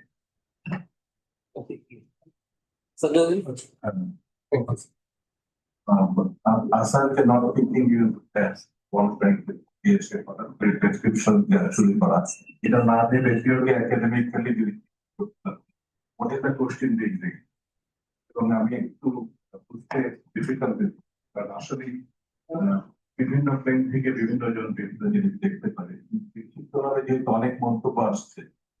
First আমি 3 জনকে পিক করতে, একটা আশিকের লাস্ট কথা যেটা যদি ধরি যে আমি ইউনিটের বক্তব্যের সাথে যদি মিশাই, এমন কোন administrative structure corporate like entities বিভিন্ন জায়গায় থাকবে যেগুলি কম্পিট এবং রেভিনিউ জেনারেট করে নিজেদের প্রসপেরিটি, ওই জায়গাতে যাওয়ার বাধাটা আশিক আই থিঙ্ক পয়েন্টিং এট যে ওদিকে যাওয়াই যাবে। ডিজাইন সামথিং যেখানে ইউ ক্যান ইন্ট্রোডিউস কম্পিটিশন এবং আরবান এন্টিটি প্রধান এটা হচ্ছে একটা ভাবে চিন্তা করা, এবং সেটা করলে ডিজাইনটা স্টাডি ডিজাইনটা অন্যভাবে ভাবা দরকার। If you are not as pessimistic as Ashiq, ইউনুসের বক্তব্য তার স্থান সিদ্দিক ভাই কিন্তু খুব সুন্দর 2টা পয়েন্ট দেখে। একটা বড় বিষয় হচ্ছে যে এই আরবানাইজেশন এন্ড আরবান এইগুলোকে যদি আমি মনে করি analytical category to explain something, I guess economic development, economic growth, whatever, ওটাকে যদি ওইভাবেই চিন্তা করি অ্যাজ অ্যানালিটিক্যাল, ওই জায়গাতে মনে হয় প্রচুর ল্যাকিং আছে।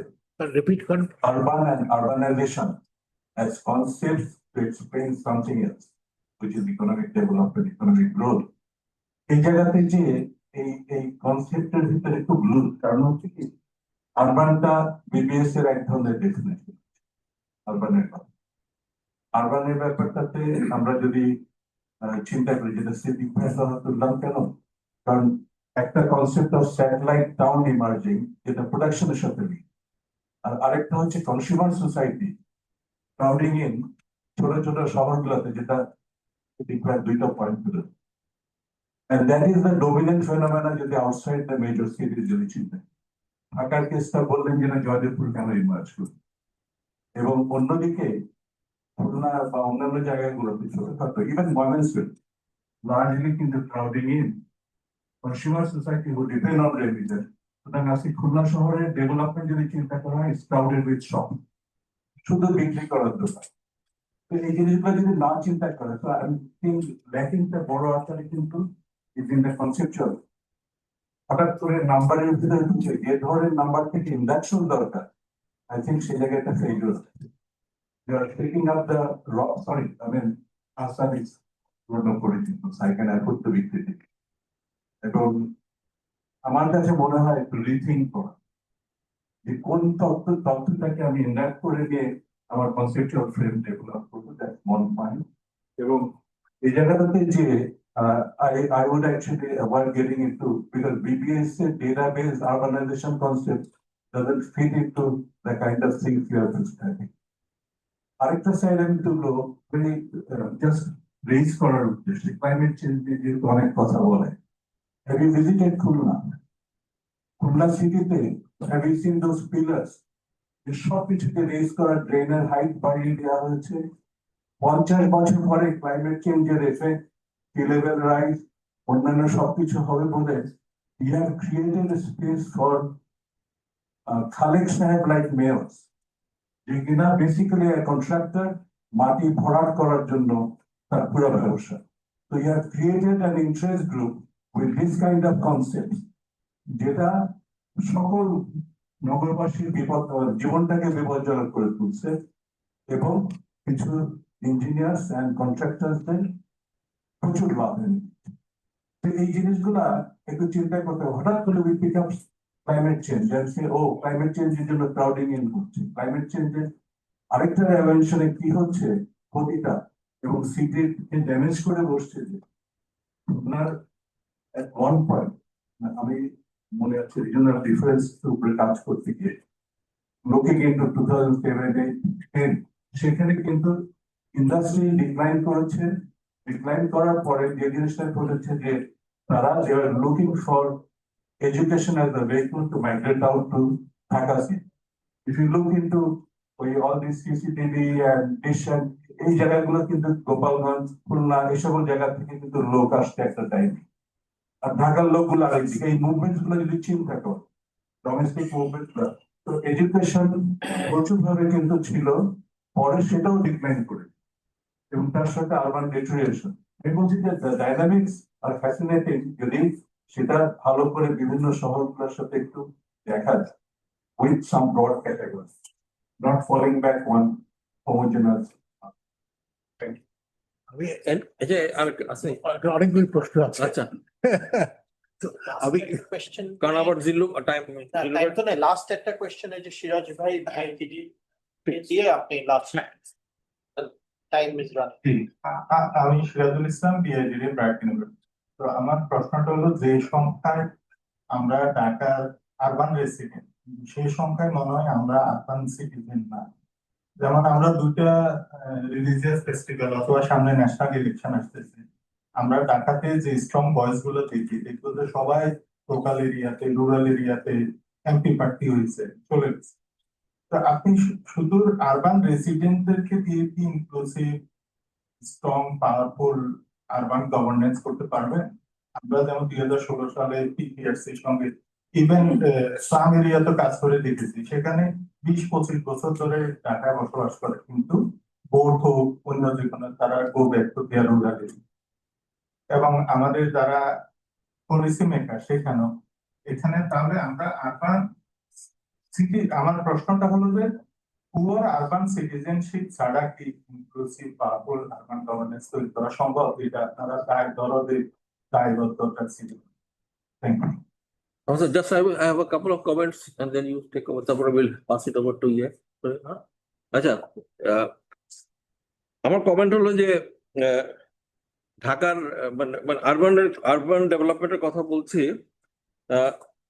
ফর এক্সাম্পল ঢাকার যে আরবান ডেভেলপমেন্ট আরবান গ্রোথ এটা was it planned or was it generic? আমি এই জন্য বলছি যে ঢাকা গ্রো আমার কাছে যেটা দেখছে born and lived in Dhaka. So garments এর রেভলিউশন আসলো, ইন্ডাস্ট্রি গ্রো করা শুরু করলো উইদিন ঢাকা। এই আশেপাশে Gulshan, Dhanmondi, Mirpur, labour started moving in, business was growing, people making money, and then we all of a sudden দেখলাম যে ওই গুলশান, বনানী সব জায়গায় big growth হওয়া শুরু করলো। It's just that. And policy and everything, he was always trying to do a catch up. So there was no urban যেটা সবসময় যে ওকে এখানে তো এখানে এখন এখানে একটা বড় ড্রেন বানাতে পানি আটকে দিচ্ছে, খাল বন্ধ করে দিচ্ছে, ওখানে বক্স কালভার্ট বানাও। So it was always a catch up. And going to the other area, the Gazipur, the most dynamic. The Gazipur, as it was pointed out, they didn't have any choice. First, the price of land was getting difficult. So Gazipur was another noshing the other jaga. But the buyers, they were pushing where you have to have more combined industry. So you cannot build a combined industry in Dhaka. So you start moving. So everything, oita hoise. At Chittagong, again having lived in Chittagong, আমার চাকরি জীবনের প্রথম Sitakundo, that was the industry belt. Kamrughat, Sitakundo, all those were, that was the industry. And over time, people we knew who used to have business in Chittagong, they all moved to Dhaka. The only, I think, East Pani Sara was the original Chittagong Bakshay, was the other than East Pani. So, why is this pull? The pull is because all banks, financial institutions, all government, every decision is here. good colleges, universities, whatever health facilities, everything is here, the airport is here. So বিদেশিরা এসে ঢাকাতেই তাহলে করে deal করে। So এই জায়গাটা যদি না দেখি আমরা মানে how do you move away from this model that we have been used to? Somebody was just pointing out the remittance and for little towns and now ওখানে shops and other things are growing up. So it is always a catch up. So আচ্ছা আর দ্বিতীয় একটা জিনিস on the city corporations, we created corporations. Corporations are supposed to be corporates. They're supposed to have a balance sheet. The reason is that they should be able to borrow from the market when with on the basis of that. I mean that so আমরা যেটা করছি city corporation বানাইছি ভাগ করছি পৌরসভা but all of that it will be doled out because as it says political patronage because this becomes a very important area of political patronage and holding. So এই জায়গাগুলোকে if you give some of your thoughts on it. Thank you.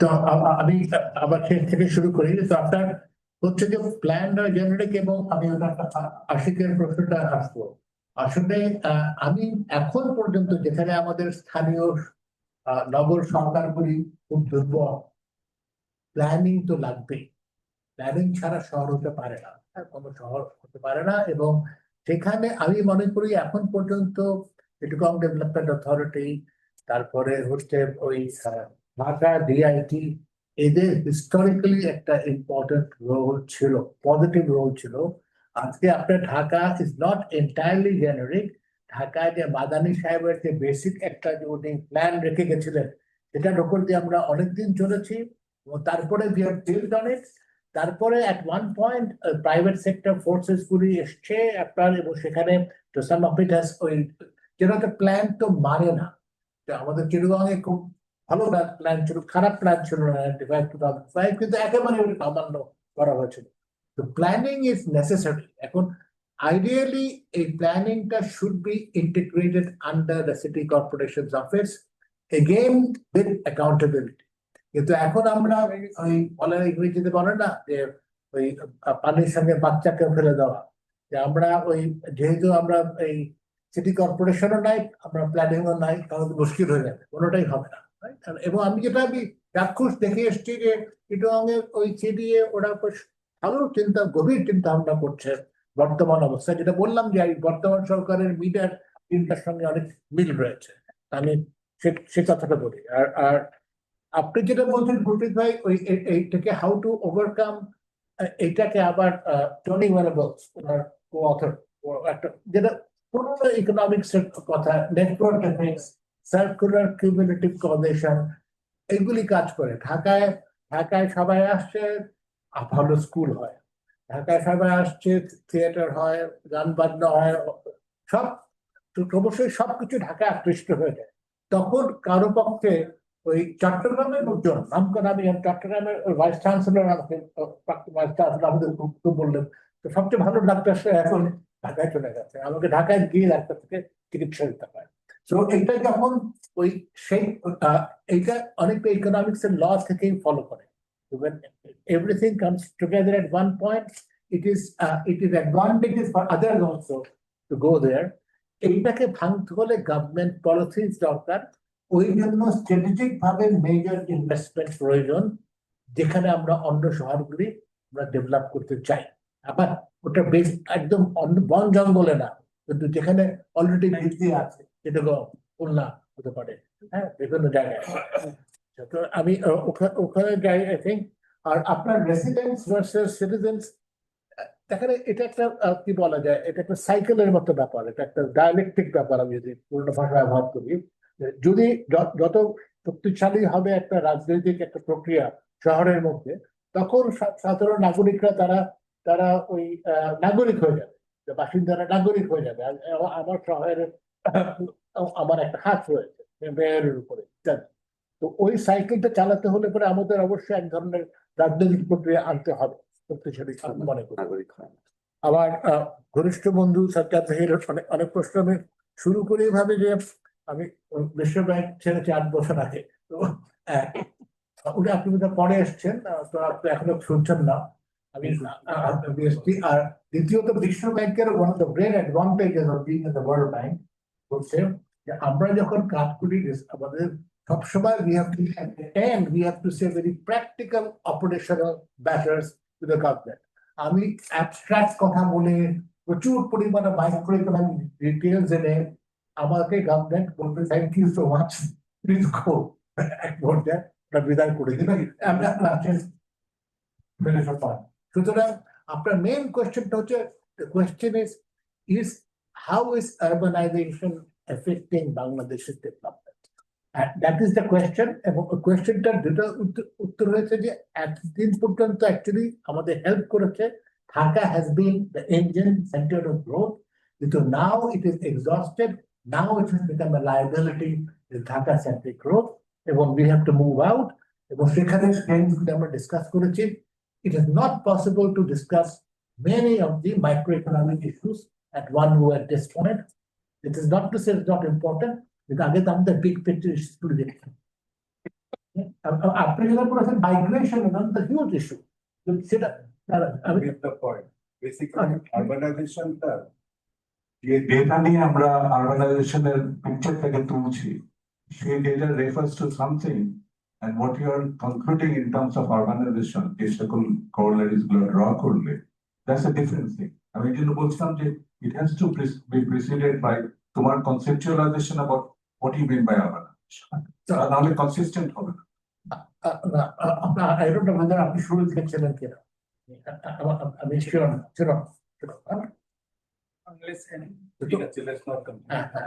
আমরা তো data নিয়ে আলোচনা করেছি but anyhow we have to proceed with the data that we have এবং I think we can use those to answer these questions.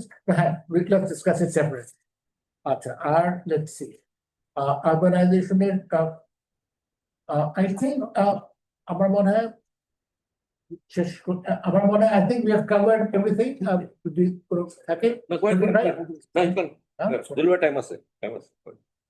আমার মনে হয় যেটা হচ্ছে যে ওই আমাদের সামনে বড় করণীয় হচ্ছে এই শহরগুলিকে আমাদের এই নগরায়নের এখন যে ব্যবস্থা আছে এটাকে ইকোনমিক্যালি বিকেন্দ্রীকরণ করা, ঢাকার বাইরে ইকোনমিটাকে নিয়ে যাওয়া এবং এটা স্ট্র্যাটেজিক ফোকাসড ওয়ে এবং এখানে আমাদের সুযোগ আছে এবং আমি মনে করি এই সুযোগগুলি যদি আমরা ব্যবহার না করতে পারি বাংলাদেশের পরবর্তী পর্যায়ে উন্নয়ন প্রবৃদ্ধি সম্ভব হবে না। আমি এক কথা যদি বলি এবং সেই জন্য আমাদেরকে মানে রাজনৈতিক এবং প্রাতিষ্ঠানিক এবং পলিসিগতভাবে অনেক ধরনের সংস্কার করতে হবে। ধন্যবাদ। Okay, but any other comments? Otherwise, we will. Okay, now I mean, Dr. Hossain Zillur Rahman, our chief guest, we want to hear from him. Jamna the discussions and his own views. Thank you, Ahsan, and the very interesting flow of comments on your presentation. It's certainly an important topic, but I think these are open topics. That's perhaps the reality in terms of urbanization. I have seen it in terms of cycles. Perhaps the village disappeared from our imagination around say 2000 and পর থেকে rural village এগুলো began to researchers imagination থেকে began to take a back step. আমরা say 2005-10 এর মধ্যে আরবানের দিকে অনেক বেশি ঢুকতে শুরু গেল, তারপরে কিন্তু আবারও somehow urban আবারও একটু out of focus হয়ে গেছে. So it might be a good idea to reignite a interest in the whole urban question, while it is of course very important for Bangladesh's future. এখানে আমি যেটা দেখছি যে মানে তিনটা ডাইমেনশন বা তিনটা লেন্সের interplay is very critical. One is data, such as the data boards, and you have mentioned various types of data. ডেটার ভিত্তিতে আরবান রিয়ালিটিটা কিভাবে ক্যাপচার হচ্ছে, how are you capturing urban reality through data, এটা একটা lens which is important. Jevan, you mentioned things are moving to rural, some of the industries, but I think there is work to be done in terms of the urban growth models which are happening in Bangladesh. In Gazipur Jamon, expand করছে নরসিংদী ইত্যাদি. So that's one, is a combination of agglomeration, urban agglomeration and urban growth corridor. It's a combination একটা. So urban agglomeration and growth corridor, these are one type of model to think about or to capture urban reality যেটা হচ্ছে. আরেকটা হচ্ছে যে basically some consumer demand driven এক ধরনের urban saunters এর growth, যেগুলো সার্জার বলছিল, যেগুলো যে এই যে কনজাম্পশন রিলেটেড হচ্ছে, but these are not integrated urban growth. It's not resting on some sort of a fundamental economic activity. Remittance আসছে, but যারা পাচ্ছে পকেটে, they want good food, they want to enjoy community center যাবে ইত্যাদি, ওই service sectors গুলোর কিন্তু একটা গ্রোথ হচ্ছে. Crowding, shopping, that's true. It's all actually shopping. These are not, in the way we understand, the integrated sort of urban যদি ওইভাবে চিন্তা করি, ওই ধরনের কিন্তু নেই. And then you can have like engineered enclaves. নীলফামারীতে একটা ইপিজেড হলো, ওইখানে it's an engineered enclave. এই টাইপ কিছু bits and pieces আছে, হচ্ছে. Transport corridors are also a trigger.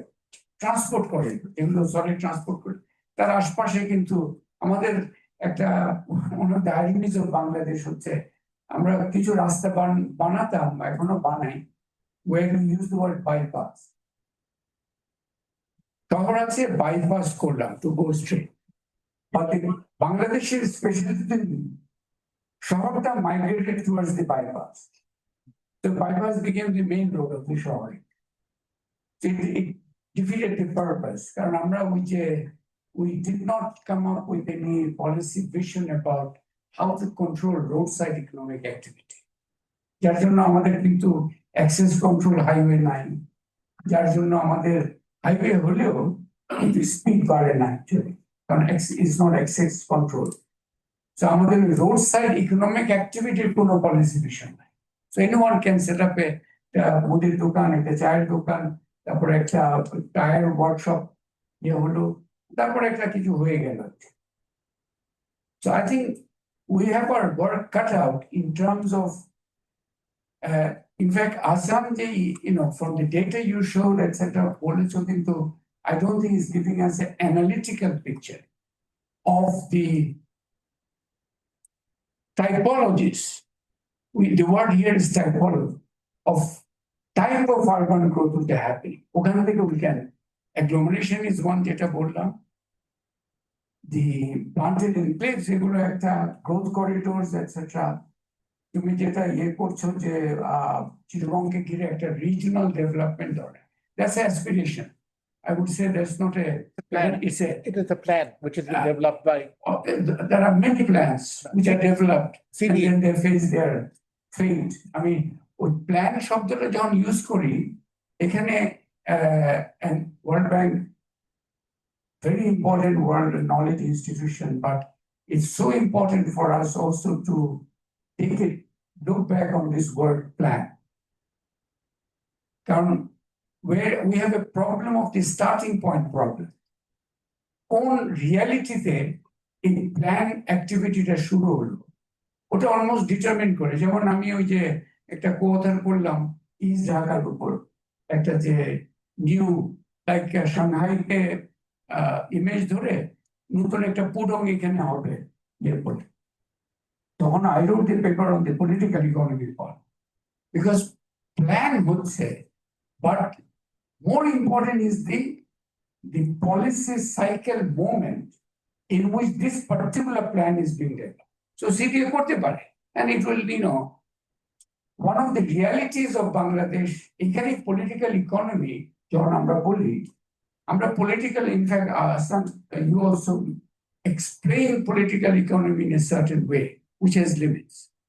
Political economy does not just mean politicians, their power misuse. Political economy is also a way of looking at and way of analyzing the thing. তো এখানে যেমন আমি দেখছি আমাদের একটা reality হচ্ছে one of the fundamental features of our institutional life is judicial encroachment.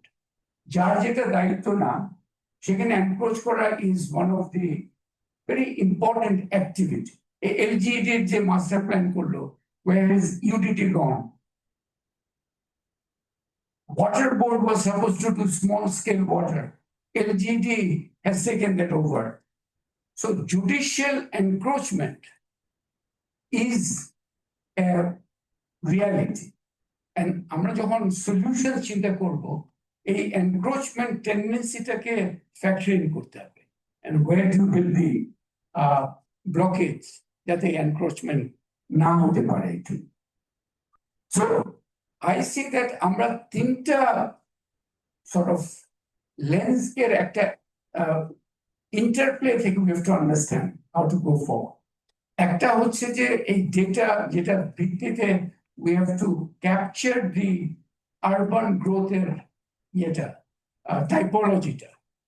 That is very important. In fact, BBS এখন right now যেমন Rangpur City Corporation maybe 60% of Rangpur City Corporation is actually rural. Yeah. So, but it is listed as urban administrative. এখন সেই জন্য ওরা with grid approach urban density real urban density capture করার জন্য একটা নতুন initiative are being launched which will give us a better understanding of urban density. The patterns will show us key. So একটা এটা আরেকটা হচ্ছে the interest group analysis is so important. ওই সাজ্জাদ যে খুলনার উদাহরণ দিল, we have to get an understanding of the type of interest group. মানে it's not just একটা করা যে এটা জোর করে করছে. It's an analytical issue of trying to understand what is the list of the interest group who have both a ability to influence the direction of change. ওটা ভালো করে না বুঝলে আমরা করতে পারি না, যে তখন দেখা গেল যে আমাদের হাই করতে থাকলাম যে এটা তো হওয়ার কথা ছিল না, why did they take over ইত্যাদি. And obviously the bureaucracy is one of the most powerful interest group যেটাকে আমাদের ফ্যাক্টরি করা খুবই জরুরি। এবং সেখানে I would say that the interest group analysis is analytical, and I think I would say that urban agenda near research and knowledge work actually should get started in a big way from now. Because it is very important, but we have huge knowledge gaps here. Interest group analysis I also feel that it's a decentralization agenda আমরা বলি। Equating decentralization with local government alone is part of the problem. Because decentralization is a Chittagong. The distance between Chittagong as #2 city and Dhaka as #1 city at the time of independence. ধরো ঢাকা হচ্ছে 80, চিটগং 60। এখন Dhaka 80, Chittagong 20, and the #2 city, but the distance has grown enormous. It's a decentralization is absolutely central, but we have become accustomed to discussing decentralization only with a local government বিষয়টা actually. And এখানে I think it also merits further analysis, particularly political decentralization কিভাবে হবে, that is political decentralization agenda actually বাংলাদেশের টেবিলে আনাই যাচ্ছে না। And even this, neither this interim government or this ঐক্যমত কমিশন ইত্যাদি যারা করছে, all these plans যেগুলো হচ্ছে যে ঐক্যমত এটা হবে ওইটা হবে, decentralization is off the table. এখানে কোনো sustainable way of thinking through এটা হচ্ছে না আসলে। এবং ওটা ছাড়া আমরা শুধু ডিসেন্ট্রালাইজেশন বললে আচ্ছা ঠিক আছে, লোকাল গভর্নমেন্টকে আরেকটু কিভাবে শক্তিশালী করা যায়, তাদের দু একটা বেতন ভাতা বাড়িয়ে দিলাম। This is not decentralization in the context of Bangladesh. যার জন্য why is Dhaka a primate city সব ইয়েতে আছে, every Bangkok in Thailand, Stockholm in Sweden, Manila in Philippines, Seoul in South Korea. Primate city development is a natural process. Into Bangladesh, as you also have rightly said, Bangladesh actually there is no second city as such. There are cities, but there is no, even Chittagong is rapidly disappearing from being a second city. এই রিয়ালিটিটার কারণ আছে actually. এটা একটা part হচ্ছে ঢাকার primate city হওয়াটা is not because of particular economic advantage. It is very much a policy induced, political approach induced primate city. এই যে চিটং এ তো ইয়ে ছিল, রেলওয়ে হেডকোয়ার্টার ছিল, চিটং এর নেভির হেডকোয়ার্টার ছিল, some of the top multinationals, Reckitt and Coleman, etc. were based in Chittagong. Why have they moved here? They moved here because it's policy induced. Policy centralization একটা পর্যায়ে গেছে, তখন কিন্তু চিটংয়ে থেকে আর লাভ নেই, you have to come here. So এই যে policy induced primate city realityটা we have to understand and we have to see how to reverse it. এই যে bringing decentralization back into our political discourse is very important. It is not being discussed in this reform period. It is not being discussed in any serious matter whatsoever. It is very central for Bangladesh's both political future and also its economic future. আর আরেকটা জায়গায় আমি বলবো যে this was the second lens, interest group ধরে. The third lens is actually what I would call the vision lens. আমরা কিভাবে চিন্তা করছি। এখানে এখানেও কিন্তু একটা বড় ধরনের ইস্যু আছে। If you remember, বাংলাদেশের হিস্ট্রিতে যদি যায়, the word মফস্বল had a certain meaning. মফস্বলের সাথে কিন্তু কিছু pillars ছিল।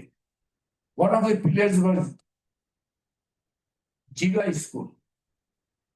Jilai School is a part of a very important educational heritage of Bangladesh, which was central to the way the Bangladesh society evolved.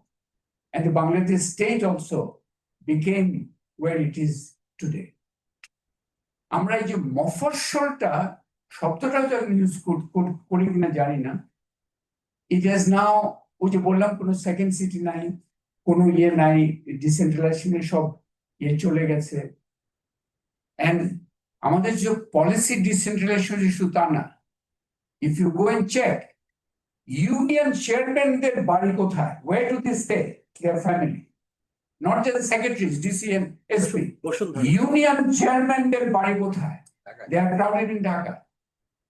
এটার উত্তরটা আমাদের খুঁজতে হবে। ইউনিয়ন চেয়ারম্যানের ফ্যামিলি যদি ঢাকায় থাকে, তাহলে ওই union is a space for extraction or for ওই যে ইন্টারেস্ট গ্রুপ ধরে, ওই যে ক্লাইমেটকে ধরে এক ধরনের কন্ট্রাক্ট ইত্যাদি ইত্যাদি। এই বিষয়গুলো তো অ্যাকচুয়ালি আমাদের পলিটিক্যাল ডিসকোর্সে আমরা দেখতে পাচ্ছি না অ্যাকচুয়ালি, বিকজ আমরা effects of the political system সেটা নিয়েই খুব বেশি আছি। We haven't been able to go down to this level. So আমি বলছি ভিশনের জায়গায় আমাদের বড় ধরনের একটা কাজ করার বিষয় আছে। এবং ওখানে আরো একটা বলবো, we are all guilty. আমি যদি you said plan is necessary, and তুমি আমরা যদি একটা স্কুলের প্ল্যান করতে বলি, আমরা দেখব যে it's such a land scarce country, কিন্তু আমাদের প্রত্যেকের মাথার মধ্যে, particularly the planners যারা, the bureaucrat, প্রত্যেকের মাথার মধ্যে একটা জমিদার বসে আছে। ইউ লুক এট দি একটা ইউনিভার্সিটি করা হবে, ল্যান্ড অ্যাকুইজিশন কত করা হবে। When I was the education advisor, in 2008 একটা ইউনিভার্সিটি এসেছিল and almost 10% 100 একর তো লাগবে। 100 একর কিসের জন্য লাগবে সেটার কিন্তু কোনো এক্সপ্লেনেশন নাই।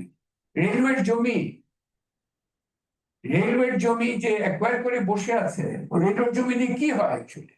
এগুলো দিয়ে তো এখন ইয়ে করে, these are leased out, these are used for some other purposes, ইয়ে করে। আমাদের এখানে এই যে পলিসি ভিশনের মধ্যেও আমরা রিসার্চ করেছি in Geneva camp. ওখানে what I saw, Geneva camp is like the laboratory in which the future space management solutions are being innovated. They are operating under the extreme space limitation realities. যেটা কিন্তু সবার জন্য হবে down the line. কিন্তু ওরা ওইখানে ওই space management, space utilization solutions গুলো ইয়ে করছে। লেট 90s এনজিওদের অ্যাডভোকেসির কারণে the government of the day এই মিরপুরে একটা আরেকটা যে যেটা ইয়ের জন্য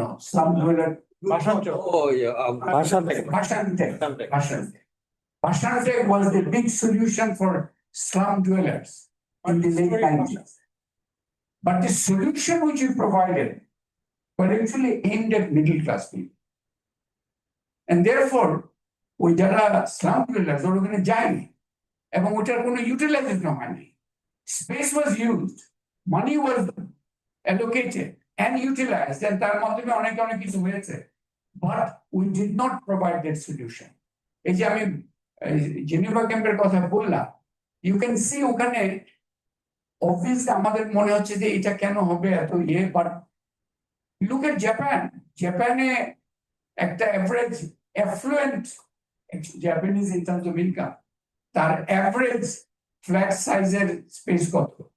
আমাদের এখানে তো এখন আমরা সচিবদের জন্য 5,000 স্কোয়ার ফিটের ফ্ল্যাট বানিয়েছি actually. This are palatial flats in Minto Road.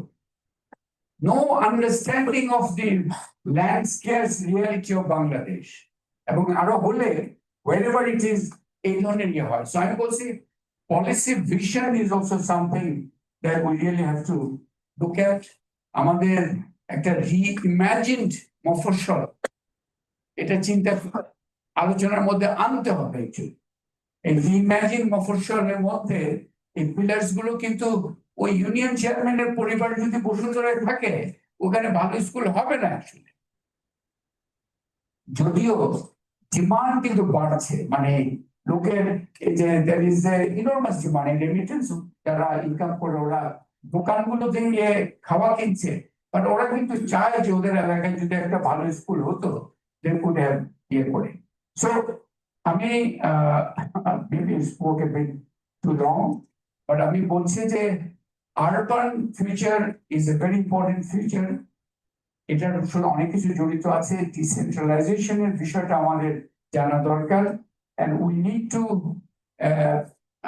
যেটা বলা যায় যে তিনটা lens, policy vision, the data based capturing of urban realities and interest group analysis, এই তিনটা মিলিয়ে উই হ্যাভ টু, মানে ওই যে innocently starting a plan without this is guaranteeing that this will remain on the shelf. Lot of work will have gone. Our final arekta bole ami shesh korte chai, this is a minor point, but I also feel very, someone mentioned it, I think you mentioned it probably, je managing cities is a type of skill which around the world এটা কিন্তু একটা important skill. এই particular skill is missing. আমরা যে মেয়রস হয় ইত্যাদি হয়, ওনাদের কিন্তু ম্যানেজিং সিটিজ বলে যে স্কিলটা, not just the mayor, all the teams, এইটা একটা নতুন frontier in terms of skill, তৈরির যে ফ্রন্টিয়ার, এখানে ইয়ে করা উচিত। Thank you very much for inviting me. Okay, অনেক ধন্যবাদ। হ্যাঁ, না। প্রাদেশিক সরকারের রাজনৈতিক বুঝলাম না। যে বললেন যে আমাদের রাজনৈতিক ভাবে আমাদের বিকেন্দ্রীকরণ দরকার, সেটাকে প্রাদেশিক সরকার চাই, এরকম কিছু ইঙ্গিত করতে চাই, একটু ক্লিয়ার করতে চাই, মানে কি করলে আমরা রাজনৈতিক ভাবে ওটা কিন্তু আরেকটা সেমিনার লাগবে। আগামী বৃহস্পতিবারে আচ্ছা, না আমি বলছি পলিটিক্যাল ডিসেন্ট্রালাইজেশনের মধ্যে অন্যতম সার্টেনলি যে আমাদের যে ইয়েগুলো আছে, local governments of various tiers, সেটাকে ডেফিনেটলি আমাদের ইয়ে করতে হবে। বাট প্রাদেশিক সরকার এই যে ধারণাটা, এটা আরো অনেক বেশি চিন্তার কারণ আছে, কারণ এটা আবারও আমাদের যে বিউরোক্রেটিক কালচারের মধ্যে এটা একটা sort of costly overhead structure হয়ে যেতে পারে, and therefore this requires much more thinking through. আমাদের যে লেট 80s এ উপজেলা উদ্যোগটা হয়েছিল, আমাদের ওই সরকারের বদলে যেমন আমাদের জুডিশিয়াল ডিসেন্ট্রালাইজেশন, এটা খুব ইম্পর্টেন্ট। আমাদের এক্সিস্টিং লোকাল গভর্নমেন্টস গুলোকে খুব স্ট্রেংথেন করা উচিত, and we need to find out যে আমাদের এক্সিস্টিং প্রসেসের মধ্যেই যা আছে, যে আমরা ডিকনসেন্ট্রেশন করছি, ডিসেন্ট্রালাইজেশন করছি। আমি একটু বুঝাই, ডিকনসেন্ট্রেশন মানে হচ্ছে দায়িত্ব দিচ্ছি ডাউন দি লাইন, কিন্তু অথরিটিটা দিচ্ছি না। So we need authority decentralisation. Anyway, we have come to the end. Thank you everybody for coming, and let me thank Dr. Zillur Rahman for it, and also Ahsan for making a very good presentation. I think the discussion showed everywhere, and also Dr. Imran Matin. Next week we have a follow-up, that is decentralization. So we look forward to your participation in the next follow-up. Thank you. Thank you. আমরা 66 pass করেছি।